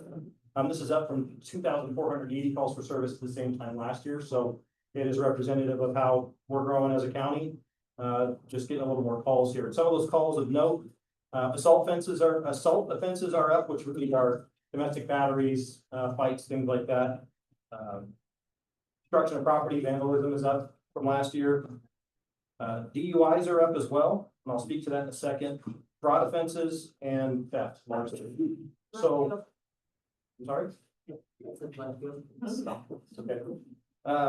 So with the DUI specifically, our traffic accidents for the month of April, which is the latest data I have, are at 154 for the month, which is up by about 30 from the same time last year. So one of the things that we've implemented, we just hired or placed another deputy in the position is a specific DUI enforcement unit. So what we have noticed with our area crashes, the DUIs that we've been finding along our patrols, our people are driving almost double the legal limit on alcohol, and then same with controlled substances, and to include marijuana, those numbers are up as well. So what we have created is a A-Ride unit, which is our DUI unit. The other agencies in town have a similar unit that's been in operation for a while. We created these two specific deputies. They work 7 days a week, so they kind of offset with each other. And their purpose is to seek out those DUI investigations to try to limit some of these traffic accidents. If you guys hadn't noticed, we just had a pretty bad crash in Washoe Valley. A bicyclist was hit and unfortunately succumbed to his injuries. So it is a concern of ours and something that we're looking out directly for your safety and public safety is to try to track down a lot more of those DUI offenders and hold them accountable. So along with the summer months coming our way, we have special event season coming up. So the sheriff's office is gearing up for the rodeo, hot August nights, street vibrations, balloon races, which luckily is a little less rowdy than the other ones, but we are busy. This is our busy time of year. So we are 4th of July's big ones are up at Lake Tahoe. So we're gearing up for that. We're excited for all the special events coming our way. We do have concerns with if you guys use the hiking trails. It never goes away. We feel like a broken record saying it if you've looked at our social media pages, but please don't leave valuables in your car. Don't leave them closed in your car. Lock your car doors. Don't leave that stuff and don't be an easy target for these guys. If you think you go to a beautiful spot to go for a hike, you leave your purse, wallet, or even anything that looks a backpack that even has nothing in it. You'll be surprised how many diaper bags we get stolen out of cars because I'm not gonna take on hike, but if you have to leave your car, hide it in the trunk, hide it under something. Don't. A lot of these crimes are crimes of opportunities where they see something easy, break the window real quick and they're gone with your stuff. So please be diligent with that. Especially if you're have your house open on a night like tonight where you get some thunderstorms and you're getting the fresh air, make sure you lock all your doors and windows at night. We haven't had too many burglaries down here lately, but it does come around from time to time. Again, crimes of opportunity, cameras truly do help, things like that. The other area that was up a lot that I'll speak to briefly is the fraud offenses. So the fraud offenses can be anything from an online scam, or if you've seen the posts about, it'll say, hey, Lieutenant Tinseth is calling you saying you have a warrant, you need to pay your bail, and you need to go get an Apple gift card from. We will never do that, so please don't. Once that money is sent, there's very, very little we can do to recover that or find out who's responsible. So please, you can call us, and a lot of they're getting smarter. It'll come from the sheriff's office phone number, 328-3200. It'll show up when they call you, looks legitimate. But if we're never going to bully you, we're never going to call you and tell you you have to pay us money, right? So if you have any questions, if you call that number, hang up, call back, it won't be the same person you talk to. So just please be aware we've had a lot of loss with the fraud because they are getting smarter with some of it, using AI, using a lot of different things that make it seem a little more legitimate. But the same tactic always applies, is they always put pressure. Immediately, you have to do this now, right? So that's the immediate, no matter how legitimate it sounds. If it's, hey, you have to do this now, don't hang up. You have to give us cash or gift cards. No agency's going to ask you for that. Okay, so just please don't be an easy victim. Unfortunately, the elderly population is victim to that. A lot of times, fortunately, take advantage of trusting people who want to help. So just please be careful. Okay. And other than that, things are moving with the sheriff's office pretty smoothly. Like I said, we're gearing up for summer. So that's all I have, unless there's any questions for me specifically. Yes. What are you guys gonna do about those little kids on the e-bikes up and down Veterans and Full Road and all that? Yeah. South Meadows Parkway and traffic. So if I'm understanding, if it's the same thing, it's not an e-bike, it's the motorcycle bikes, right? The electronic motorbikes, like they're the Centrons or. The tires, Yeah. The The Surons, yeah. So with that, it falls under any traffic, like a bicycle or regular pedal bike still has to follow the traffic laws, right? So anything they do, if it's reckless, if it's speeding, if it's anything like that, we need you guys to call the best description that you can get of it. And then ultimately, if it doesn't happen in our presence, we're gonna ask you guys if you're willing to sign the citation. So the way it works, if there's a misdemeanor crime, besides there's 5 crimes that don't qualify, which would be like domestic violence and DUIs and things like that. I can't take action, my deputies can't take action unless the citizen is willing to sign it. So this is the same thing for noise disturbances, things like that don't happen in our presence, we need you guys to sign for. So when you call for that, absolutely, my guys will come out and try for safety. Understanding that our main responsibility is priority calls. But we do go out to these a lot, especially out in Spanish Springs has a big problem as well with this. Understand the concern. And like I said, we can absolutely issue citations, or even if that doesn't qualify, issue an arrest if needed. I know we just arrested several juveniles out in Spanish Springs for reckless driving for the same thing. It's a challenge for us, because by the time you call, by the time we get there, right, they're not there. So any idea of the houses they go to, or if you know the kid in the neighborhood, that helps us out to go make contact, and we can go from there. So. But a lot of us have like the dash cams, would that help too? Sure, absolutely. Yeah, dash cam, bring cam, anything like that helps us out as well. It's hard on a bike with a helmet. Like, it's hard to identify for you, for us too, but we usually do a pretty good job of talking. But yeah, that is an issue, countywide, citywide, those things are everywhere, so I understand. Question, Yes. question on that point.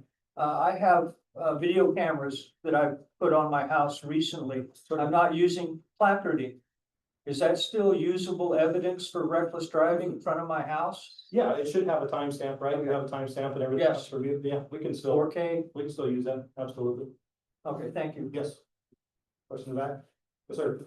What kind of coverage do we have now with you folks in the South Valley, from Pleasant Valley to Washoe Valley? Sure, so that would be part of our, we call 8-beat. So 8-beat runs from Hidden Valley and then all the way down on the east side of 305 all the way down to the Carson City line. So we have in our South District, probably every shift is staffed between 4 and 5 deputies pending, and that's on. And then you have 6 feet, which is the other side, the west side, all the way Bird Eye and down to the Marina area. And there's a couple of guys signing on as well. So any shift, we have 3 shifts. We have a day shift, we have a graveyard shift, and we have a swing shift as well that we implemented about 8 months ago to help with the in-between calls. And so there's 6 guys that work on our swing shift that they roam countywide wherever they're needed. So. And how does that compare to like 5 years ago and 10 years ago as far as staffing? I'd say it's about the same as 5 years ago, and probably a little less than 10 years ago. We had more about 10 years ago, so. Okay, thank you very much. Thank you.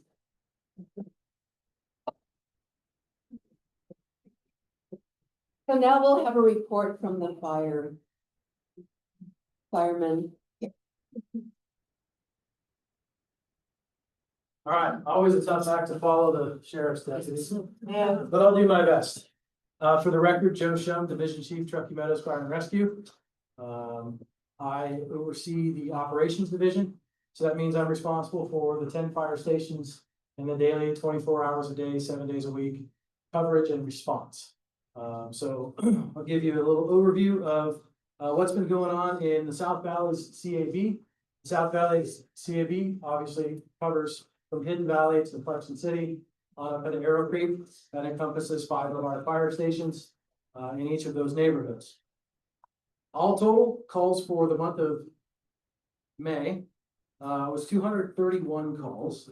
That's down from last year, which was 265 calls over the same period last year. Our average is roughly 225 to 235 calls a month, so we're right into that average piece. Across the entire CAB area, there were 5 different fires. That could have been home fires, trash fires, car fires, grass fires. We had a grand total of 120 medical and motor vehicle accidents. 22 were motor vehicle accidents.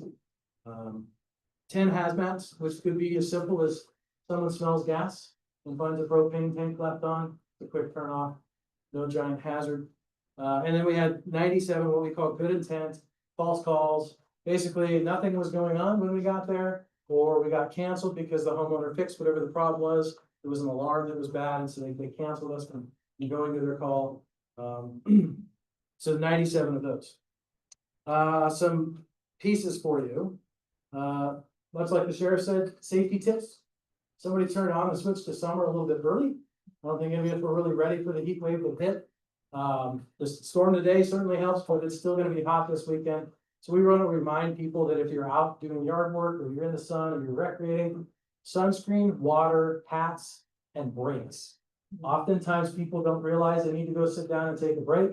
If you feel that you're getting thirsty, then you're probably a little bit too late and you need to go hydrate. So we want to remind people of that as you go recreate and again, do yard work, whatever you do, in our nice, beautiful northern Nevada weather. It's awesome. With that is our fire danger. A lot of people already talked about it. Remind folks to try and limit things that cause fires. We've already had one vehicle accident that caused a fire up north. We're hoping to prevent all of those things. So if you're towing things, make sure the chains are kept up. Make sure your hubs are checked so that we don't have a hot tire fly off. And make sure that we operate our vehicles safely on the roadways, not through dry grass or brush. That goes as well for cutting, welding, anything that can cause a spark.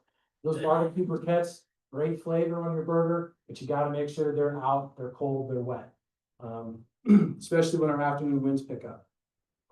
Last thing I'd like to just announce for everybody is the board ratified the fire chief's contract. So Fire Chief Edwards starts for us on July 1st. He's already been reaching out to staff and starting to get his feet under him. We're excited to have him. He'll be here, like I said, starting his first day on July 1st. And we're excited to see where he takes the department next. End of report. Thank you very much. So the next item on the agenda is, the cab chair is supposed to give a report about the previous meeting. I have nothing to report. So now we'll move to the Green Link Nevada Transmission Project. Can we have the presentation? Yes. Let me show that. There.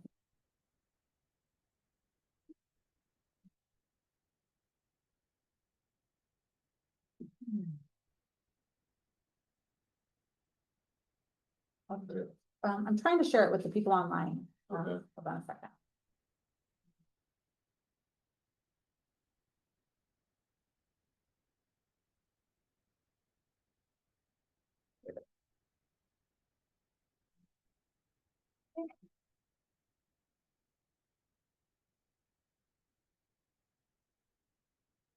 Ready? Yep. Okay, great.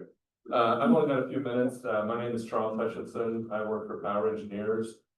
Power is the engineering and environmental consultant for NV Energy on NV Energy's Green Link Nevada Transmission Project. I've just got a few slides to show just basically where the transmission line is oriented in your neck of the woods. And then some information on what the transmission structures will look like and where we are right now in the permitting process. I'm the permitting manager for this particular project, so I'm handling all of the local, state, federal, non-NEPA permits for the project. This slide just shows just a few bullet points on the agenda. I'll talk briefly about the overall project in general. The common time component, which is the part of the project that concerns Lyons County, Story County, Washoe County, and a small portion of the city of Reno. A few minutes, I'll get down to local government permitting on where we are right now with Washoe County permitting. What you can expect to see when we talk about construction activities, really for this crowd and for the area that the transmission line will be routed through, you won't be seeing anything because it's not in any developed communities. And then at the end, just some questions and answers, and we've got some contact information. Should you have questions, reach out to nvenergy.com, and we've got a Green Link website that we've established to help answer questions and get feedback to you. Next slide. Basically, the overarching purpose of the Green Link Nevada Transmission Project, the main purpose is to strengthen NV Energy's existing grid with new infrastructure. That new infrastructure is mandated by Senate Bill 448, which the Nevada legislature put into motion to require NV Energy to update its existing resource plan to include more high voltage transmission structures, infrastructure in its program so that it can meet the current and future demands of customers throughout Nevada. So it's not just Washoe County, it's this entire program runs through 11 of the 17 counties in Nevada. So It's basically made up of three components. Greenland West stretches from Las Vegas along the west side of the state up to just north of Yerington. Common tie components and Greenland West from Las Vegas up to Yerington is a 525 kV transmission line, so that's 525,000 volts. The second transmission line, if you want to call it that, is the common tie component, which stretches from just north of Yerington up to Comstock Meadows, which is an existing substation in Story County, and the existing Miraloma substation in the city of Reno. And that's a system of three 345 kV transmission lines, so 345,000 volts versus 525,000 volts from the Las Vegas area up to Yerington. The third component is what we call Greenlink North, which runs from just north of Yerington straight east over to White Pine County to an existing substation just north of Ely, that's called Robinson Summit Substation. The Greenlink North transmission line is another 525 kV transmission line. So that's just kind of an overview of where the lines are, the proposed lines, and what they're called: Greenlink West, Common Tie, Greenlink North.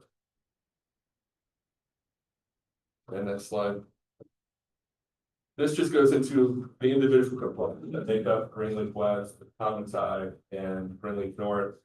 For this audience, the Common Tie component that the transmission line route is called the Miraloma to Walker River transmission line. It basically begins at Walker River Substation, which is a new substation that NV Energy is building just north of Yerington. It heads northwest through Lyon County, crosses into Story County, dips into Washoe County for about 3.5 miles, and then terminates at the existing Miraloma substation in the city of Reno. Next slide. This slide just shows geographically. It's a little bit hard to see from your perspective, but if you can see the yellow line that's on basically the left side of the screen, that's the proposed Walker River to Miraloma line that just dips into Washoe County for about 3.5 miles before it ends at the existing Miraloma substation in the city of Reno. Next slide. This one gives a better view. Story County on the north, Washoe County on the south, city of Reno on the west, and the yellow line is the proposed transmission line as it orients, crosses into Washoe County, dips back into Story County for just a short stretch. It's in Washoe County again for about another mile, and then it ends at the Miraloma substation.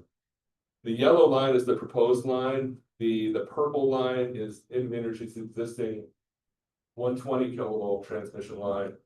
And then the green line on the north is NV Energy's existing 345 kV transmission line. So this transmission line is similar to the others that are in the area. It's basically in between a 120 kV line and a 345 kV line, using the same corridor to get into Miraloma substation. This just shows again a little bit closer view of where the line is. The kind of the dark pink corridors that you see, those are following the existing transmission lines, and that's Truckee Meadows Regional Planning Agency's utility corridor. Whenever a new transmission line comes through, Truckee Meadows Regional Planning Agency tends to update their corridor mapping to reflect where that new transmission line is. We expect that they'll do the same with this one, because that's what we heard from Washoe County in the pre-application meeting that we had prior to us submitting the special use permit application, which is the land use approval application that we have to have in front of Washoe County and approved before NV Energy can start construction of the transmission line. These two pictures are representative of what the transmission line structures will look like. The one on the left is what we call a tangent structure. That's basically, if you've driven down the highway, you've seen transmission structures that are in a straight line. That's called a tangent structure. The H frame on the left is going to be that type of tangent structure that NV Energy will construct for the project. The image on the right is what's called an angle or a dead end structure. And the angle structures are placed at places where the line changes direction. So instead of being a straight line, it's at an angle. That angle structure has to be larger, basically withstand the tension of the conductor pulling in two different directions. That's why you see different structures in certain points versus the straight line tangent structures. This just gives a kind of representation of how long the line is in Washoe County. It's about 2.3 miles when it enters the county from Story County and orients northwest. And then it's about a little over a mile when it gets back into Washoe County before it ends at the Miraloma substation in Reno. Concerning the current permitting and construction schedule, we recently submitted the Washoe County special use permit application back on May 8th. So it's been in the county's hands for about a month. And we have to work through their process to get it on the agenda for the planning commission hearing. And then the board of county commissioners hearing that actually renders the final decision on the application. And that should happen this summer. The construction schedule start date is October 1st of 2025. That is for the Miraloma to Walker River line that begins in Lyon County. That construction will happen first in Lyon County, so construction in Washoe County will happen until about second quarter of 2026.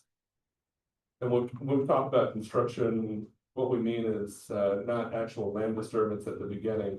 What the construction crews will do will be go out to survey the line, do any kind of structure spotting that they need, collect legal descriptions, and basically stake the line to make sure that they've got the right spot for the transmission structure. Actual land disturbance will happen after those surveys are completed. So about this time next year is when they can expect to have active construction going on in Washoe County.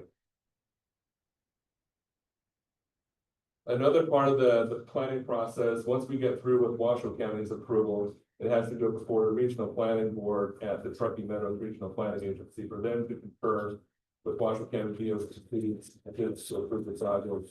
And that takes about 30 to 60 days after the Washoe County Board of County Commissioners grants approval of the project. So after BOCC gets to go with this, it goes to the Truckee Regional Planning Agency for review. And we expect that review to happen in September of 2025. But those dates are tentative at this point. We haven't had any hearings scheduled yet with Washoe County. So we're working through that process with the county. Like I mentioned, construction sequence, basically what they'll do first is survey for sensitive plants, archaeological resources. All of this is on private land. It's not BLM land for this particular stretch.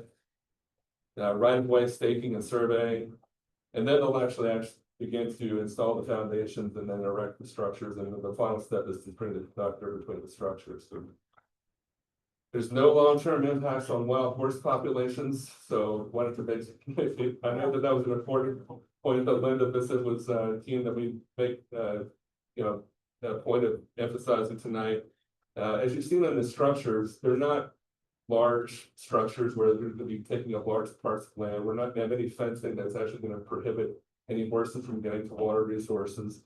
It takes about a couple of days to actually set each one of the structures. And after construction is done at that structure, the construction crews will move but another 1,000 feet down the line to set the next structure. So horses can roam freely after construction is completed. They can graze. This is they've always done around the transmission structures. There's no precluding them to get water resources, no fencing. So that won't be a problem for the transmission line construction. The noise from the construction activities might deter them from congregating in one area, but after that construction moves on to the next area, they'll repopulate and roam as they've always done. So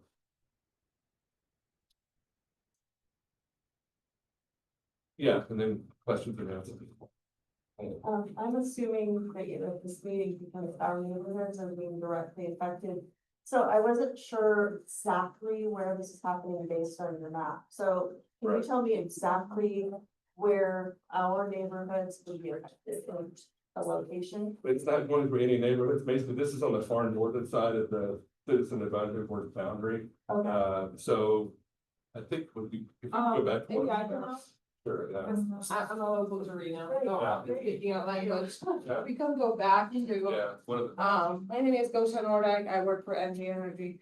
And if we can go back to the map, I'll kind of talk our language. So this is Rio Wrangler right now, right here. And this is a Toll Brothers community right here.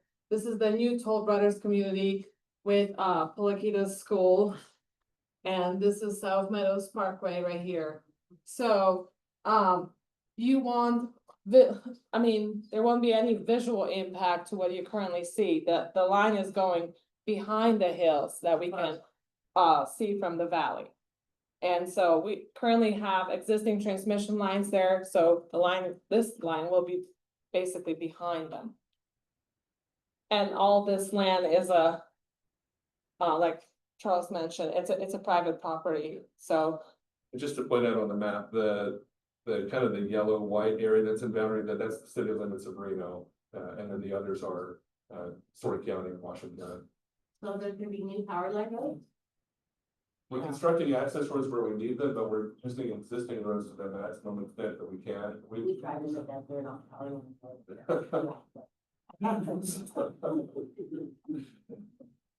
Yes. Has NV Energy or anybody considered putting these transmission lines in the ground vis-a-vis on poles? Because one of the things that came up during the Davis Creek fire was because of sensitivity, fires in California, maybe caused by utilities, they shut the power down. But people who live in the rural areas, all of a sudden, they have no water because they have a well and a pump.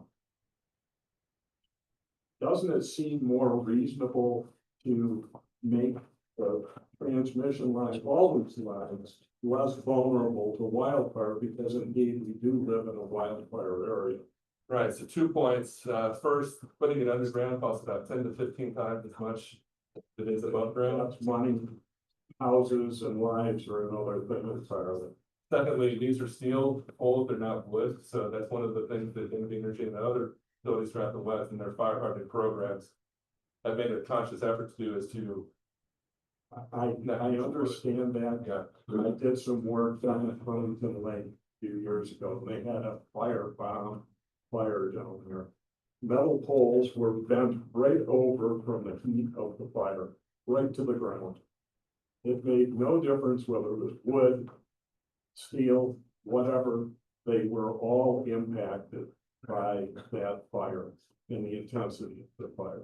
It just seems to me, we always say money, but how much money is spent by insurance companies to replace all the homes, the lives, and all of the things that are upset, when maybe we should, and I'm speaking not just of the utility, but as a society, put down that money argument and start thinking long-term and what we can do where we would actually save money in the long term.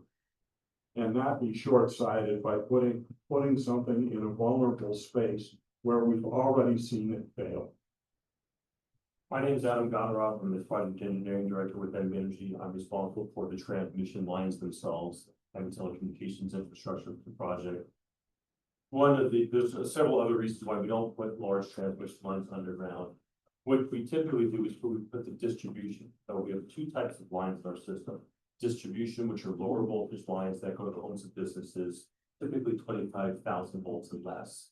And then we have transmission lines, which consist of 120,000 volts, 60,000 volt, 345,000 volt, 500,000 volt. And it is not industry practice to put the large transmission lines, the higher voltages underground. When we have the lower voltage line, there's not as much power going through them. When you have large transmission lines, that sort of multiple communities, multiple substations, there's a lot of concentrated power in those facilities. So if you place them underground, if there's an issue, you can have major problems with the line itself. It could cause more damage if it's underground. Plus, when they're underground, if there are damages, it takes a long time. These are specialty types of cables and systems. You have to maintain how much heat is in those vaults. So there's a lot of electricity, a lot of power going through them. It generates a lot of heat. So you've got to maintain cooling for those. And then it just takes a long time to identify faults. We have overhead transmission lines. If there is a problem, it's much, much easier to identify. We have crews that go out routinely and they look visually to see if there's any damage on the conductor itself or the insulators or the structures themselves. You can't readily see that when it's underground because we have vaults. Otherwise, it's a conduit, you can't see through that conduit. And where you tend to have problems with underground transmission lines is where you splice the cables. So those vaults, you've got conduit that's buried underground, then you come to a vault where the crews go into to connect those cables. You can only run so many thousand feet before you have to splice them together. And that, I'd say 95% of the time or greater, that's where a fault will occur, is where those splice, moisture may get in there, things like that. So when you have things overhead, you don't have any of those issues. It's much more reliable to have an overhead transmission line. So aside from the cost, which gets passed along to all of the customers, it's much easier to maintain, it's much quicker and easier to repair. We can repair an overhead transmission line in several hours. If it's underground high voltage transmission line, it could take days or weeks to get that specialty type of cable and equipment to repair. So overall, for system reliability, it's much better, and it is industry standard practice for utilities to place those specific overhead. As far as the types of poles, these will all be steel poles, super thick steel poles. These types of structures have not been in our system affected by any types of fires. There are smaller, much thinner metal poles for the lower voltage lines that may be a ½ inch thick. Our structures are, 2 to 3 inches thick in some cases. Where I was talking about is the Southern Cal Edison lines that go down all the way to Fresno. And there are serious high voltage lines that are supplying power to Fresno and to LA from that area. And these are the poles, some of that I saw bent over. Also, monitoring problems with any kind of power can be done with power line carrier, and they do this all the time with extreme high voltage line in very remote areas. And the other question I have, is it always going to be the policy when certain conditions exist to shut the power off? That's your first question regarding the power line carrier and things like that. We monitor our system 24/7, 365. We have crews that are stationed there 24 hours a day. We have equipment that consists of fiber optic systems as well as backup microwave radio systems. So we have a primary or redundant type of system that monitors the transmission lines themselves, the substation equipment, and to indicate if there's any problems, we send crews out there. Well, that's done with the overhead or underground. But like I said, it's much more efficient and much easier to identify any issues before they arise. It's overhead, and you can visually inspect the entire line, not just where the faults are. I'm sorry, your second question was? The other question is the policy going to be when there's certain weather conditions? And this really just impacts people in rural areas where they have water from the ground they pump up. Is it the policy just going to be we're going to shut the power off because of the risk to the utility? So let me just first say, I'm not in the group that does that. That's our National Disaster Protection Planning group. We have an entire group of people that monitor all that facilitate all that work. I can speak a little bit to it, but I'm not the expert in that area because I don't work in that group. But the National Disaster Protection Plan, where they will turn off power, was created as a result of the Nevada legislature.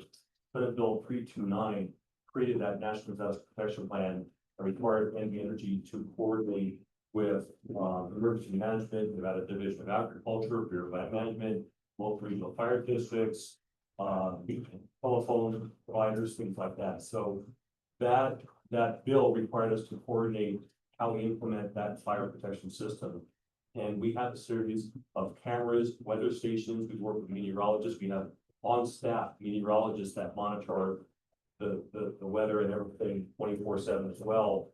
All of those factors go into whether to de-energize. And the reason why they will de-energize is if there is a fire that takes out part of the system, part of our grid, we don't want our lines coming down as a result of that, creating other fires. So I hope that helps a little bit as to why we do that. They review those policies. They replace systems. We have an ongoing program that we've had in place for, I'm going to say, 5, 6, 7 years, somewhere around there, where they identify the highest risk locations, which may be substations or parts of power lines, things like that. So they target and prioritize what they replace. So they have a system where they're replacing a lot of these wood poles with steel poles, with metal poles, because they don't burn. or in cases where we have to have the wooden poles because crews need to be able to climb them. We can't get, you can't get trucks in there to access them. They will buy special fire treated poles. They have a special fire wrap that will prevent the pole and the thirds of the base from collapsing. So it's a whole big program. I guess I can't get all the details because I'm not an expert in that area, but that's the practice of the company to prevent additional fires from spreading and taking out more, homes. Excuse me, we're gonna have to move along. Sir, could you please, since you've asked these questions, give your name for the record? Oh, Jake Collins. Thank you. So we're gonna move along, but I have a question first. I've read where this is gonna mean rate increases for the rate payers. Do you have an idea how much the rate increases will be?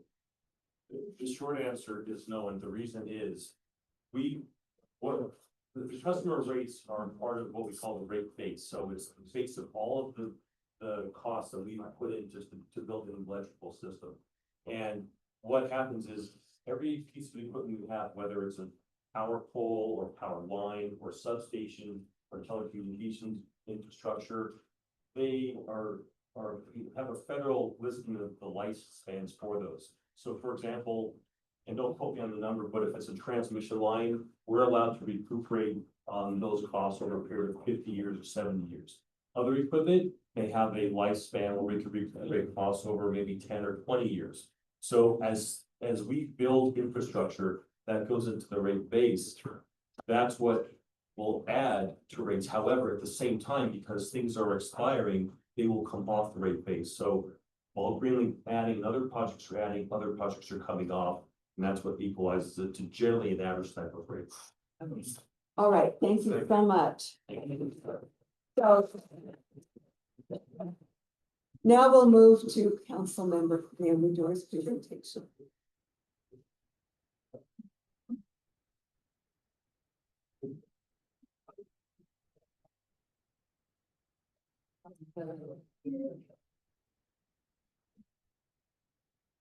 First of all, I want to thank everyone for coming tonight. It's a fantastic turnout through the whole meeting. And those of you who have stayed, obviously you're very interested in horses, and I am here to tell you what we're doing and how you can get involved and potentially have an impact. So I think that's based on your questions. I think that's what I hope to do tonight. Again, my name is Naomi Dewar. We've got the PowerPoint up. It says PG. PG means I'm a professional geologist. It's like a professional engineer, but I work in the field of geology. Most of my career, I've worked in water and natural resource management. I was our state water planner. So I wrote the whole state water plan with my team. It's the last water plan that was adopted and received a standing ovation from the legislature. It won a national award. It's a pretty good plan, and we raised a lot of issues, including water for wildlife. Very, very important issue. I just want to explain that I'm a Reno City Council member. I've been on the city council almost 11 years. 10 and a half of those years, I was representing South Reno.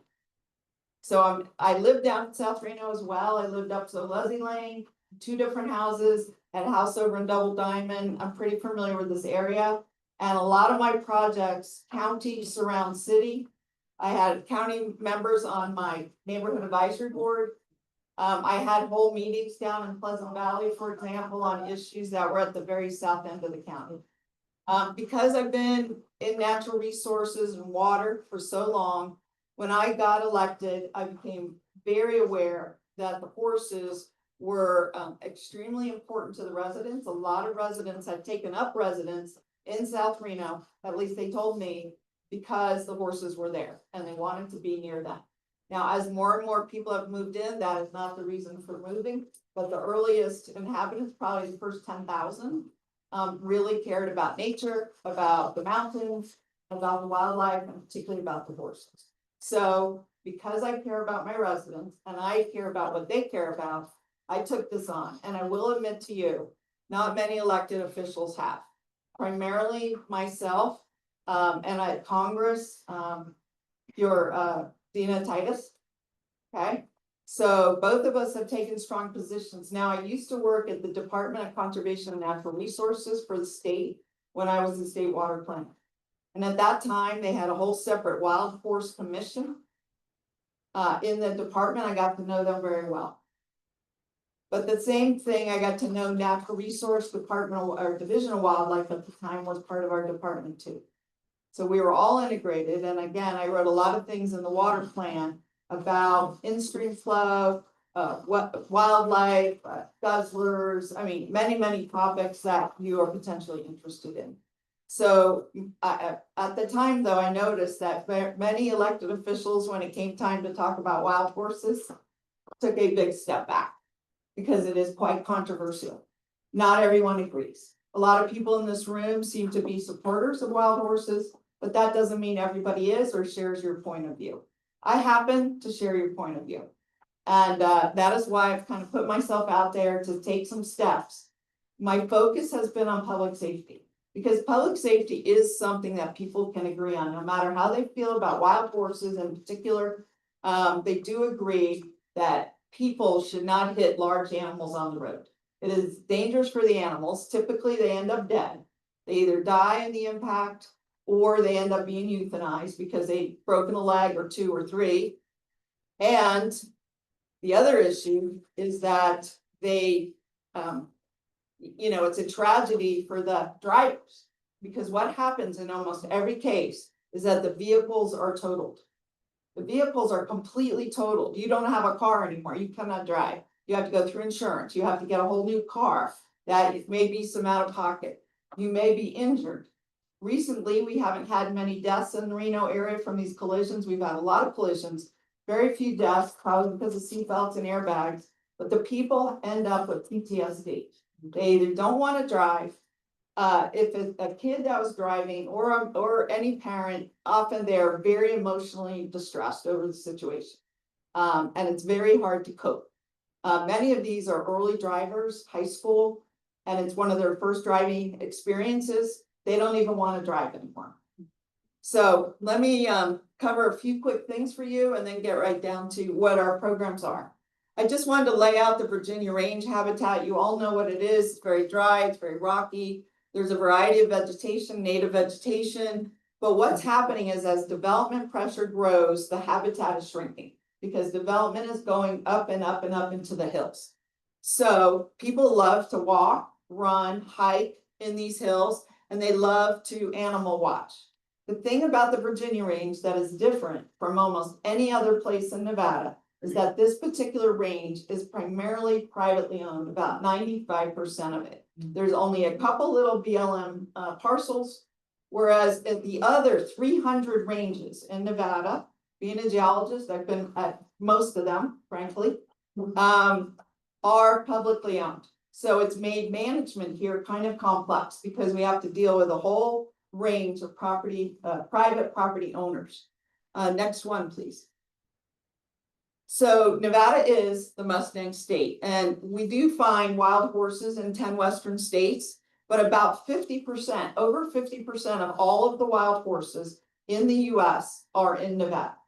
That is a surprising number to many. So that's over 40,000 of over 85,000 horses are here in Nevada.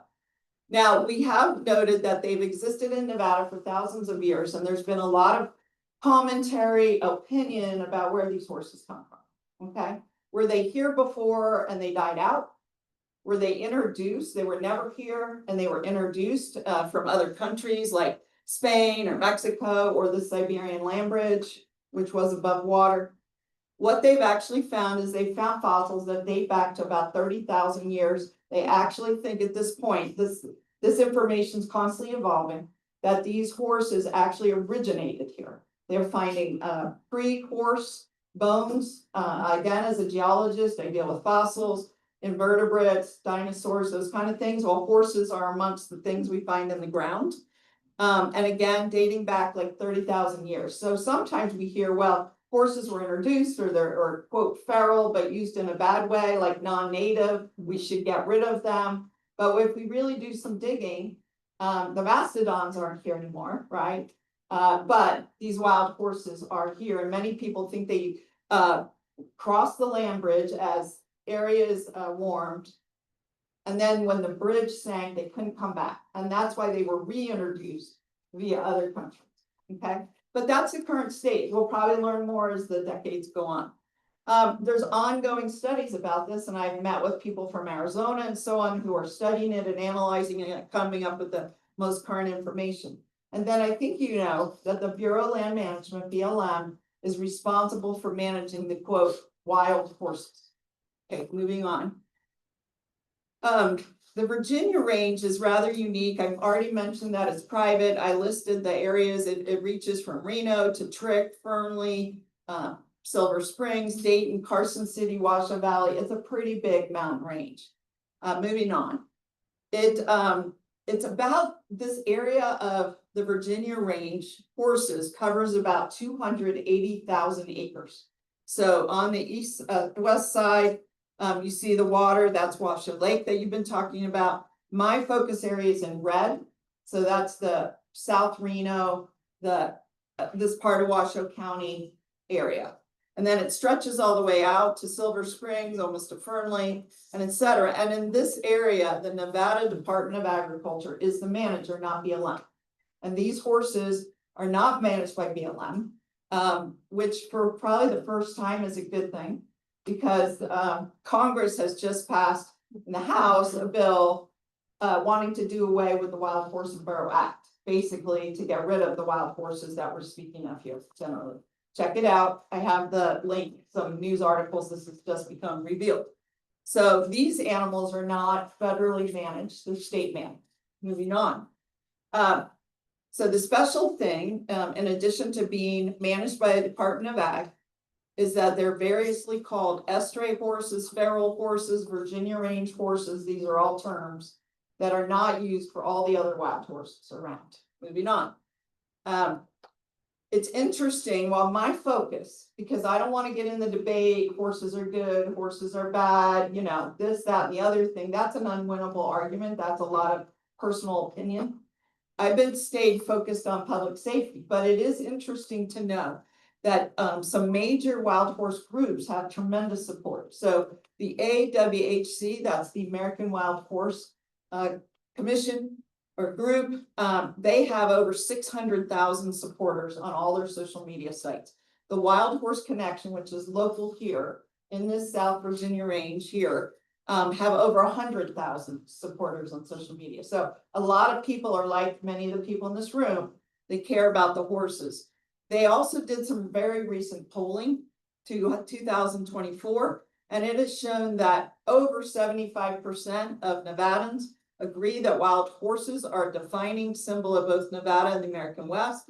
Over 80% of Nevadans believe wild horses should be protected from slaughter, and only 13% of Nevada support helicopter roundups, but 13% do. But what that means is 85% don't, okay? So, and a lot of times you'll hear this phrase, Nevada wouldn't be Nevada without the wild horses. I'm sure some of you can agree. Next one, please. So the critical issues that we have been dealing with are the fact that South Reno has been the fastest growing area in Reno, in all of Reno, for over a decade, probably 2 decades. We have added in just the last 10 years, over 15,000 people in cars. That development has displaced horses and other wildlife from their natural habitat and blocked them from water access. The horses are attracted obviously by grass and water. I mean, they got to eat, they got to drink. So also people like the horses, and so they'll often feed the horses, which is illegal, but they will also, as you heard before, provide water, which is not illegal. Now the NDA has been discouraging it, but it is not illegal in NRS to water horses. You know, and so there's a conflict with what NDA is saying or how they think things should be managed and what it actually says in the law. So you should be aware of that. A lot of time, you know, we're kind of famous in Nevada for not wanting to be kept out of anywhere, right? We have all this open space, the most open space of any state, the most federally managed, as they say, 85% of our land is open space. We don't want to be locked out. So what happens sometimes, being a geologist, I learned you leave a gate how you found it. If it was open, you leave it open. If it was closed, you leave it closed. Generally here, gates need to be closed. And a lot of them have a sign up, please close gate. But what people do often is not close the gate. And they often cut fences. They might have off-road vehicles, they might want to be hiking through. They might have their own reason, they might just not like a fence, they cut the fence, and what happens then is horses will come through, they're looking for feed and water. So vandalism is a big problem. They also speed on the dark skies, South Reno roads. So I have been very focused on speed limits, I'll get to that in a moment. But by 2023, we had over 30 horse collisions in South Reno, just in like 4 or 5 years. It was crazy, like, I mean, every other week a horse was being hit and dying. So in fact, 21 horses in that time period of just 2019 to 2021, we had 21 horses, or 88% were killed in that 3-year period. So the collisions, as I mentioned, often end in death of the horse, a totaled car, and very upset people. This is what I've been trying to prevent. Moving on. These are what I call the critical issues. Here's some data. I'm not going to go over it. It's great, but I'll just tell you what it is. It's in the PowerPoint if you want to look up. The PowerPoint is loaded already on your website for this cab. So I've broken it out by what's happening in Dayton Valley, up at Trick, South Reno, Virginia Highlands. What we've seen, generally the data shows, is that over time, the horse hits in Dayton Valley went down. They began fencing US 50, okay, keeping the horses and the cars separate. Up at Trick, it really went down. They started actively managing. They provided water, feed, but they also began fencing. South Reno, in contrast, the deaths went up, skyrocketed. And in Virginia Highlands, they also went up. Okay, so the main takeaway is that by 2022, which is after the period of this graph, the accidents were reduced by more than 50% because I began working with Wild Horse Connection on an education program, better signage, better information out there, more information in the high schools, for example. There were high school kids doing surveys. I mean, things began to change. So moving on, I also give some later data. And you can see, I'm going to start with today's world, 2025, 0 horse collisions. Why? Because we have completed half of our fencing project. And I have to tell you, the Reno fencing project is a completely different, if I may, animal from the NDA fencing project. It's done by a different group of people, different sets of money, different objectives, and different execution on the ground. I'm going to go into that. So I want to ask you to all be careful when you say we hate the fencing. What you need to say, if it's what you mean, I don't know what you mean, but if you mean I don't like the NDA fencing that blocks horses from water, you have to say that word. If you don't like the Reno fencing, you have to say that word. I don't like the Reno fencing for this reason or that reason. But you really need to be clear. Different pots of money, different groups of people doing it, different execution on the ground. So you can see at 2022, we were 8, we were 11, we were 7, now we're 0. Now, most of the horses are hit in the fall. So this started in January, we're not in the fall. I expect we'll have horse hits this year in the fall, but we also hope to finish the Reno, I'm calling it Reno because we have many collaborators, the Reno fence by this fall. So I do hope to actually try to hit 0, frankly, this year. All right, next one. So here's what we've done. I have been working on this for 10 years and we started small. Well, let's educate people. Let's tell them how important it is with fences and gates. Let's tell them about the signs. Let's tell them they can't feed the horses. Let's tell them to keep the gates closed. You can barely read it, but up in the right, one of the things I did was I did a big study on speed. And I got speed limits lowered on Rio Wrangler from 45 to 35 and on Steamboat Parkway from 45 to 35. They did a study on veterans and they said, Naomi, veterans was like designed for 55. It's a straight road, multiple lanes. So it's sitting at 45, but I got them to do something. The only time in Nevada this has been done was to put in a dual speed limit. So 45 in the day, 35 at night. And why? Because almost 100% of horses are hit at night. And here's why: their skin does not reflect cars, it absorbs light. So you would think, well, here's a car and it will see something in the road and it will see it, but people don't. The horse absorbs the light. And so the hits happen at night. And I thought if we could get cars to slow down at night, at least, we could reduce the number of hits. And I think it's partially working. Because again, the numbers are going down even before the fence being installed. So you can see the day and night speed limit if you squint up there in the upper right. We secured the Rio Wrangler gate. That's a picture of the gate down below. It has been blown over so many times. Horses would congregate at the end of the Wrangler, gate left open, come right into the developments. From there, get on to Steamboat, get all the way to RC Willie. Okay, you've got wild horses at RC Willie parking lot. It's been crazy. And I know the Wild Horse Connection folks have walked the horses, not in a bridle, mushing them all the way from RC Willie back up into the hills. Talk about a challenging situation with cars on the road. There's not really a good pathway back there. And then better enforcement of our permit conditions. So one of the things that we did with Help the Wild Horse Connection was put in 8 specific permit conditions that when developments come in now, they have to fence behind their development.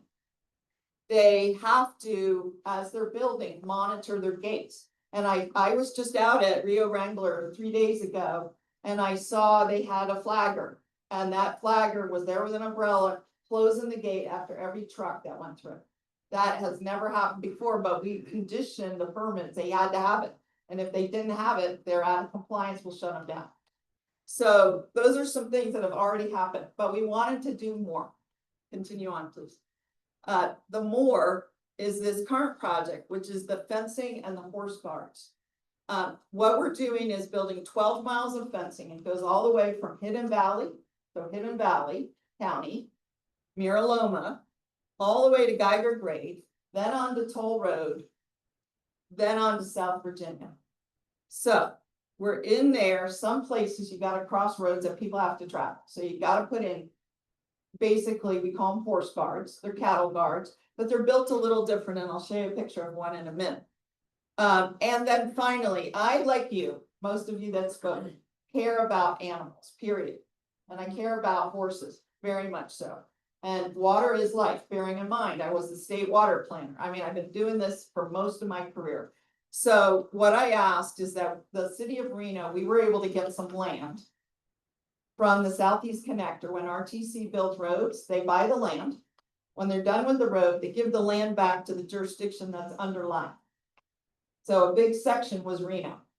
We got the land back, and I did like what the lady said, lay down in the road. I said, you cannot sell this land. You cannot even put it for affordable housing, one of my passions. You cannot turn it into a shopping center. We need to keep it for the animals. And luckily, I was heard. I'll tell you more about it in a minute. So continue on. So we have a team. I'm on it. John Flamsburg, who's a professional engineer, he is on it, and he is our project manager. He was our public works director at the city. Garth Oxel is the head of this JUB office, and he is our contractor that's project managing the construction. Then Tracy Wilson and Dina Kirk are in this wearing the hat of American Wild Horse. They are helping us basically as our advisors. Everybody needs them. But our project partners, it's not just Reno. Washoe County has contributed funds, NDOT significant funds, Department of Agriculture, no funds, but they are meeting our fence. BLM, we had to get some work with them to remove some fencing. Obviously the Wild Horse Connection, American Wild Horse, and the general public. People just like you have pitched in over $45,000 to help us with this project. We need more. I'm going to make a pitch at the end. You'll hear me, but they are to be congratulated. They have stepped up with, and money speaks as loud as words, in fact, louder. Next one. So phase 1 of this fence is now complete. And here's what we've done. We've installed 5 miles of fence and cattle guards. We've installed pedestrian gates because we don't want to block anybody from walking. So anywhere there was a path, we put a gate, and we put a new kind of gate. We put a gate that you do not have to close because people are a little bit lazy, right? Yep. So we came up, our engineers came up with a design, kind of like an S. You walk through the gate, there's nothing to open or close. The horses can't get through. Bicycles can, we designed it for bikes and motorbikes and so on, not cars. So that's what it is. And then we created this wildlife preserve. So next one, please. So here is a map, and I'm going to show you several different maps for sections of the plan. So we start at Miraloma. That's where our fence starts. Most people know where that is. We then swing over to Steamboat Creek, and where the line goes on a long straight diagonal, we're now we built a fence on the west side of Steamboat Creek. So what it was for decades, over 100 years really, ranchers owned this land. And they wanted their cattle to stay in, they wanted their cattle to have water. And they didn't want their cattle to leave, so they fenced them in. They accidentally, I'm gonna say, put their fence on BLM land. When we mentioned this to the BLM, they had no idea the fence was on the land. And we said, BLM, may we take down this fence? And they said, please, go for it. So where the words wildlife preserve are, the fence was in there on BLM land. We took it off that land, we built completely new fence, and you can see a portion of it over in the right-hand corner along the west side, so animals could cross from the Virginia range, cross on BLM parcels without being blocked by development, and get to our wildlife preserve. And I have a picture coming up, maybe it's the next one, if you'll move me ahead. Well, let me show you part 2 of what we're calling phase 1. This is south. So this starts at Stanley Drive, goes by the Rhyolite Pit, on down to Caramella. Okay, and we got contributions from the Rhyolite Pit to help us build the fence. Here's the preserve. You can see the horses like it. That is Southeast Connector at high speed. And those are a bunch of horses. This was just a couple months ago, a picture taken. They found it. They really, really like it. Okay. It's about 3,000 feet long. Now, when the staff first got involved, they said, how big should this be? And they said, maybe we should make it about 500 opening. And I said, I think we could go bigger. Well, 1,000 feet, Naomi. I said, I think we could go bigger. 2,000 feet. I said, I think we should go as big as we possibly can. So we went 3,000 feet, which is over half a mile. It's 3/5 of a mile opening, so that the horses would not get too crowded and too packed in and too territorial. I wanted them to be able to spread out as much as possible. So this was about 50 horses, just a slice of 50 horses that particular day. Moving on. Now comes phase 2. We have just completed the bid documents. We're about to award the contract. This part is to build the next 7 miles of fence from Kenneth Way down to Geiger Grade, cross Toll Road, and on to South Virginia. We'll be installing horse guards on Geiger Grade and Toll Road. I show you one up in the right side here. The difference with horse guards and cattle guards is horse guards have what's called a hoof stop. So if a horse steps in it, which they have, they will not have it go all the way up their leg. They will stop about at their, I don't know, someone knows their forelock, whatever, fetlock. Yeah. And so they should not get as hurt as if, we had put in a cattle bone. So that was very creative thinking. Next one, we'll show you our phase 2. So we're coming from the north past the Rhyolite Pit now. We're hitting Geiger Grade. And then we're going to be fencing a section of Geiger Grade. And then we've selected an area to put the cattle guard. I'm calling it cattle guard, but it's a horse guard on a long straightaway. And this is like best practice with RTC so that you can see it coming, you can see it going. It's not like you came around a curve and suddenly you're on a horse guard or cattle guard. And then it continues on south, and I dotted the line because I wanted to show you, this is phase 2 north. And then we'll go to the next one, and that'll be phase 2 south. So now we have it going all the way down to Toll Road. At Toll Road, that is where NDA's fence starts if we continue going straight. But our plan was to take a left, depending which way you're facing, but a left-hand turn towards the west, so that we could get over and include the horses having access to water. Many of the people down there that live in this general area of Toll Road and Ravaza, like the horses, We're providing water. We heard several people speak to it. And we wanted to respect that, and we didn't feel like we have to block that water to protect the people up in Reno, or even the people in the county. So the next slide, I think, may show that a little better. It does. I have a star where it says phase 3, and you can see it going directly west towards Virginia Street, then north, then west again, and then north again, ending up where the next star is. We picked that path because a lot of the area to the south is open grazing land. People wanted horses, people wanted to provide water, and that's why we designed the fence this way. We did not know that NDA was gonna come in and do the next thing. I think it's on the next page. Yes, it is. So in this map, the purple is what our original Reno design was. The orange is where NDA has been building. Okay, they built that first section of fence going straight. I don't know how far they've completed, maybe some of you do, I don't know if it goes west, and that's already built. That's done. That's done, so the orange is done, Yep, even some of the purple, okay, or pink, or pink, sorry. yeah. So we asked them not to. But we plan to still build the purple, and here's why. This is a very sensitive area, and it already came up at this meeting, so I'm gonna say it. There is vandalism. There are people that leave open gates. There are people that cut fences.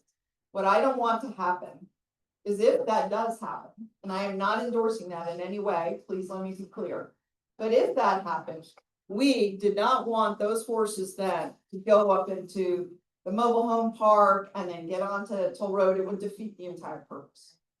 So we felt like this is a good area to have a secondary backstop, if you will.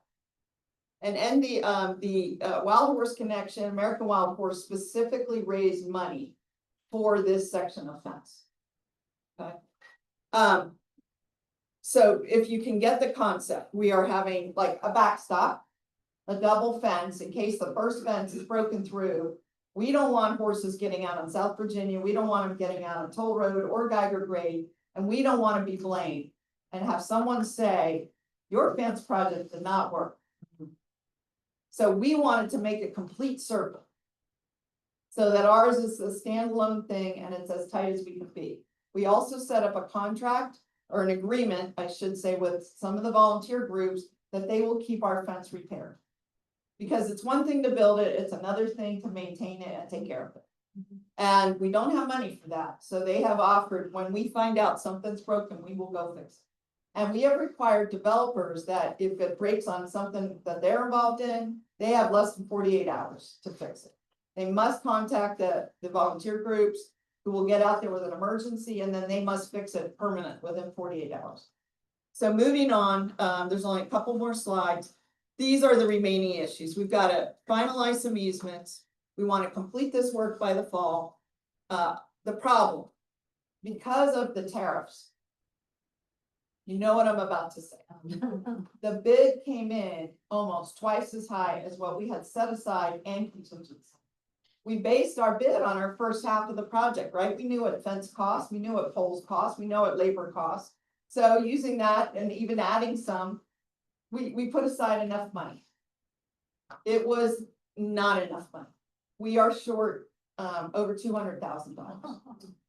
This whole project costs about $1.5 million. I've gotten it from every source, from ARPA, from council donations, from the county, from RTC, from NDOT, who is pitching in over $250,000 to build the cattle guard and the fence on Geiger Grade. They're our partners. And what they ultimately want to do is they want to build an over or underpass on Geiger Grade and get rid of the cattle guard. Okay, just like they're doing in many other communities. So we are short about $200,000. And then lastly, we must address these water options in central and south. We fixed it in the north, right, with this new preserve. But that's miles away. We already said the fence is 12 miles. It's miles away from where a horse may be at any one time. We've got to have interim water. It's something I'm going to continue working on, not letting it go. And then I think I've got 1 or 2 wrap-up slides here. This was a picture from Andy Lane. It says drought brings wild horses into neighborhoods. That's why I'm on the water. We know how drought affects animals.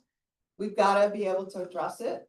And this is exactly the area that, some of you are worried about, is there's water in there, but now the horses are fenced out. Right now. And then this last slide, I think it is long-term over the next 10 years. We expect to have additional City of Reno permit conditions to protect all wildlife, including wild horses. We want to require diversionary water stations. It's very controversial. This is where all of you come in. We want that over underpass to be built. We don't want to be relying on a cattle guard on a major highway. And I see one of my partners here, who is working with me on an entire hiking trail through the entire Virginia range. So we want the outdoor recreation and wildlife corridor along the Virginia range. Okay, so I've already given ARPA money, $70,000 here over to the Parks Foundation and the Trails Coordination to get started on this trail. I did that a year and a half ago, or a year ago. They're working on that. So that's our long term. And the next slide, I think, is just a thank you and open for questions. But I really want to end with what you can do, because I heard that from like at least 5 to 10 people. What can you do? How can you be more effective? First of all, we have a shortfall of money to build this, the back. I finally decided what I have to do next is have a fundraiser, okay, at my house. You are all hereby invited. I don't care if you bring $10, $100, or we've even had some people donate as much as $30,000, okay, in this process. I don't care what it is, every little bit helps. And I think I would love to host you and have you and talk horses. You can only, in addition to writing or appearing at the county commission, which is very important, we've heard Commissioner Clark, it has to happen, too. I am going to be putting forth, I am only on council another year and a half. I have a very short time to get this done. I will be termed out. So that's the end of my elected career. In that year and a half, I'm hoping to have new ordinances to both protect horses and wildlife. A lot of people don't believe me. I'm the only scientist that's an elected official in Northern Nevada. Okay, on the Reno, Sparks, County Commission, School Board, I seem to be the only one. Not to say other people don't have a technical background, perhaps, but maybe a better way to say is I'm the only natural resource scientist on water and these kind of things we're talking about. It's just me. Just like Commissioner Clark said, it's just him. It's just me. I need people to speak up. And it's can be heart-wrenching at times because you guys showed up, but they didn't listen. That's why you gotta show up again. You gotta write a letter again. You gotta stay passionate. You gotta stay involved. Finally, there's 2 more groups you gotta talk to. It's not just the NDA. The governor is in charge of the NDA. The NDA does not operate in a vacuum. This is a political issue. And point blank, lots of people are running for office, running for election. You represent a lot of people, many more people than are in the room right now. And so if you want to have an effect, you have to let the people that are running for office know that this is a seminal issue to you. And if they do not address it, they will be held accountable.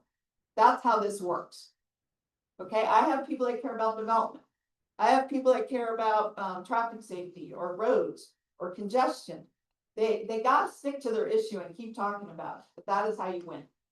And then finally, your Congress people.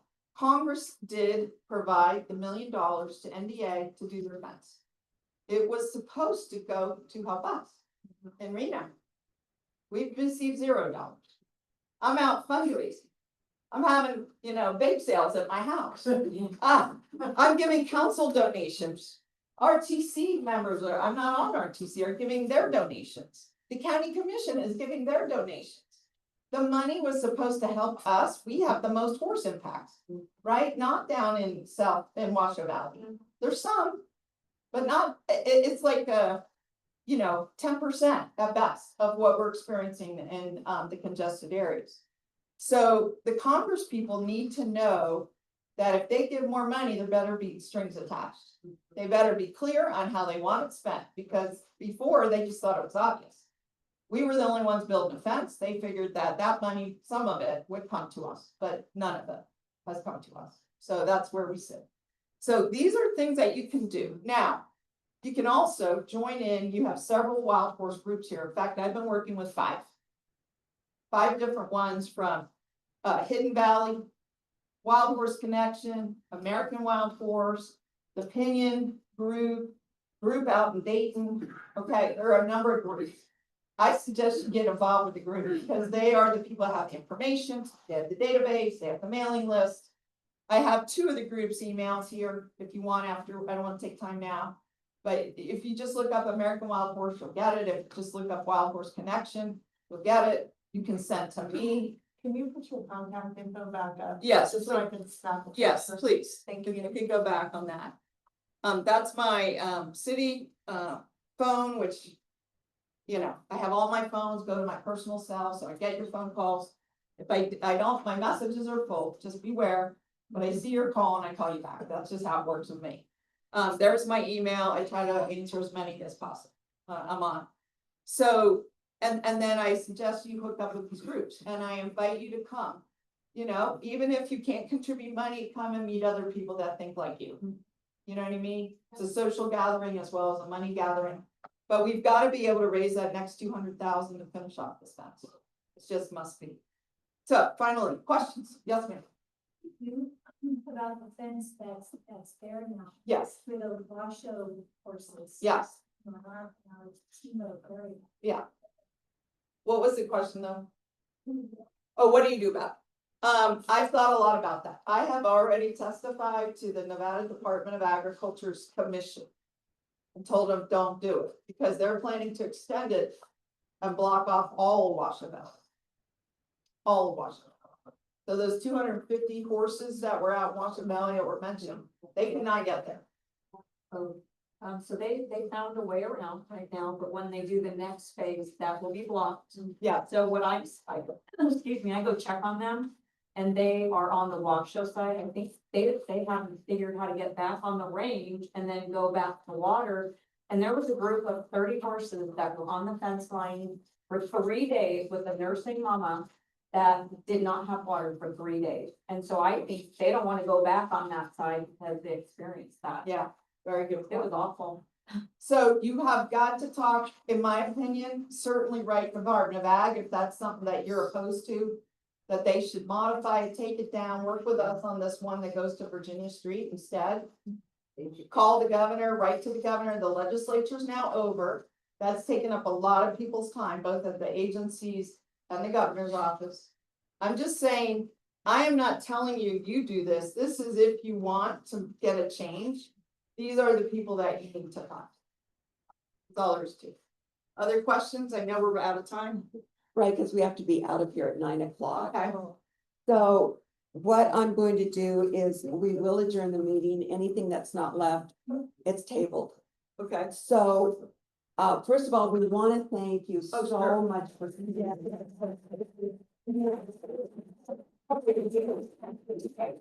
Okay, well, But here's what it Have is. her on the agenda first. I will stay here till the end, till the last person leaves. So if you have more questions, you need contact info, whatever different questions that you can answer. I will be here. Very used to staying after meetings, so not a problem. I thank you for your passion and your interest. You're the people that are gonna get it done. I mean, bottom line, that is, it's called people power for a reason. Okay, it's the will of the people. You do elect the people. Commissioner had it exactly right. They care about campaign donations, they care about, I'm one of them. They care about, votes, right? And you gotta be telling them you're paying attention. Okay, all right. so if everybody could grab their chair and put it on the rack, that would help a lot. If maybe some of the guys can help at the tables. No, but it's a big. You know, I'm sure it's nice. Do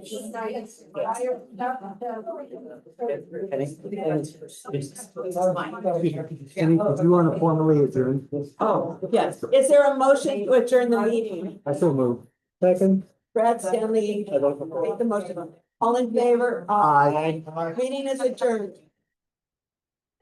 Detailed rules, right? No. How long do they have to do it? Thank you. I owe you guys lunch. You want me cocktails? No,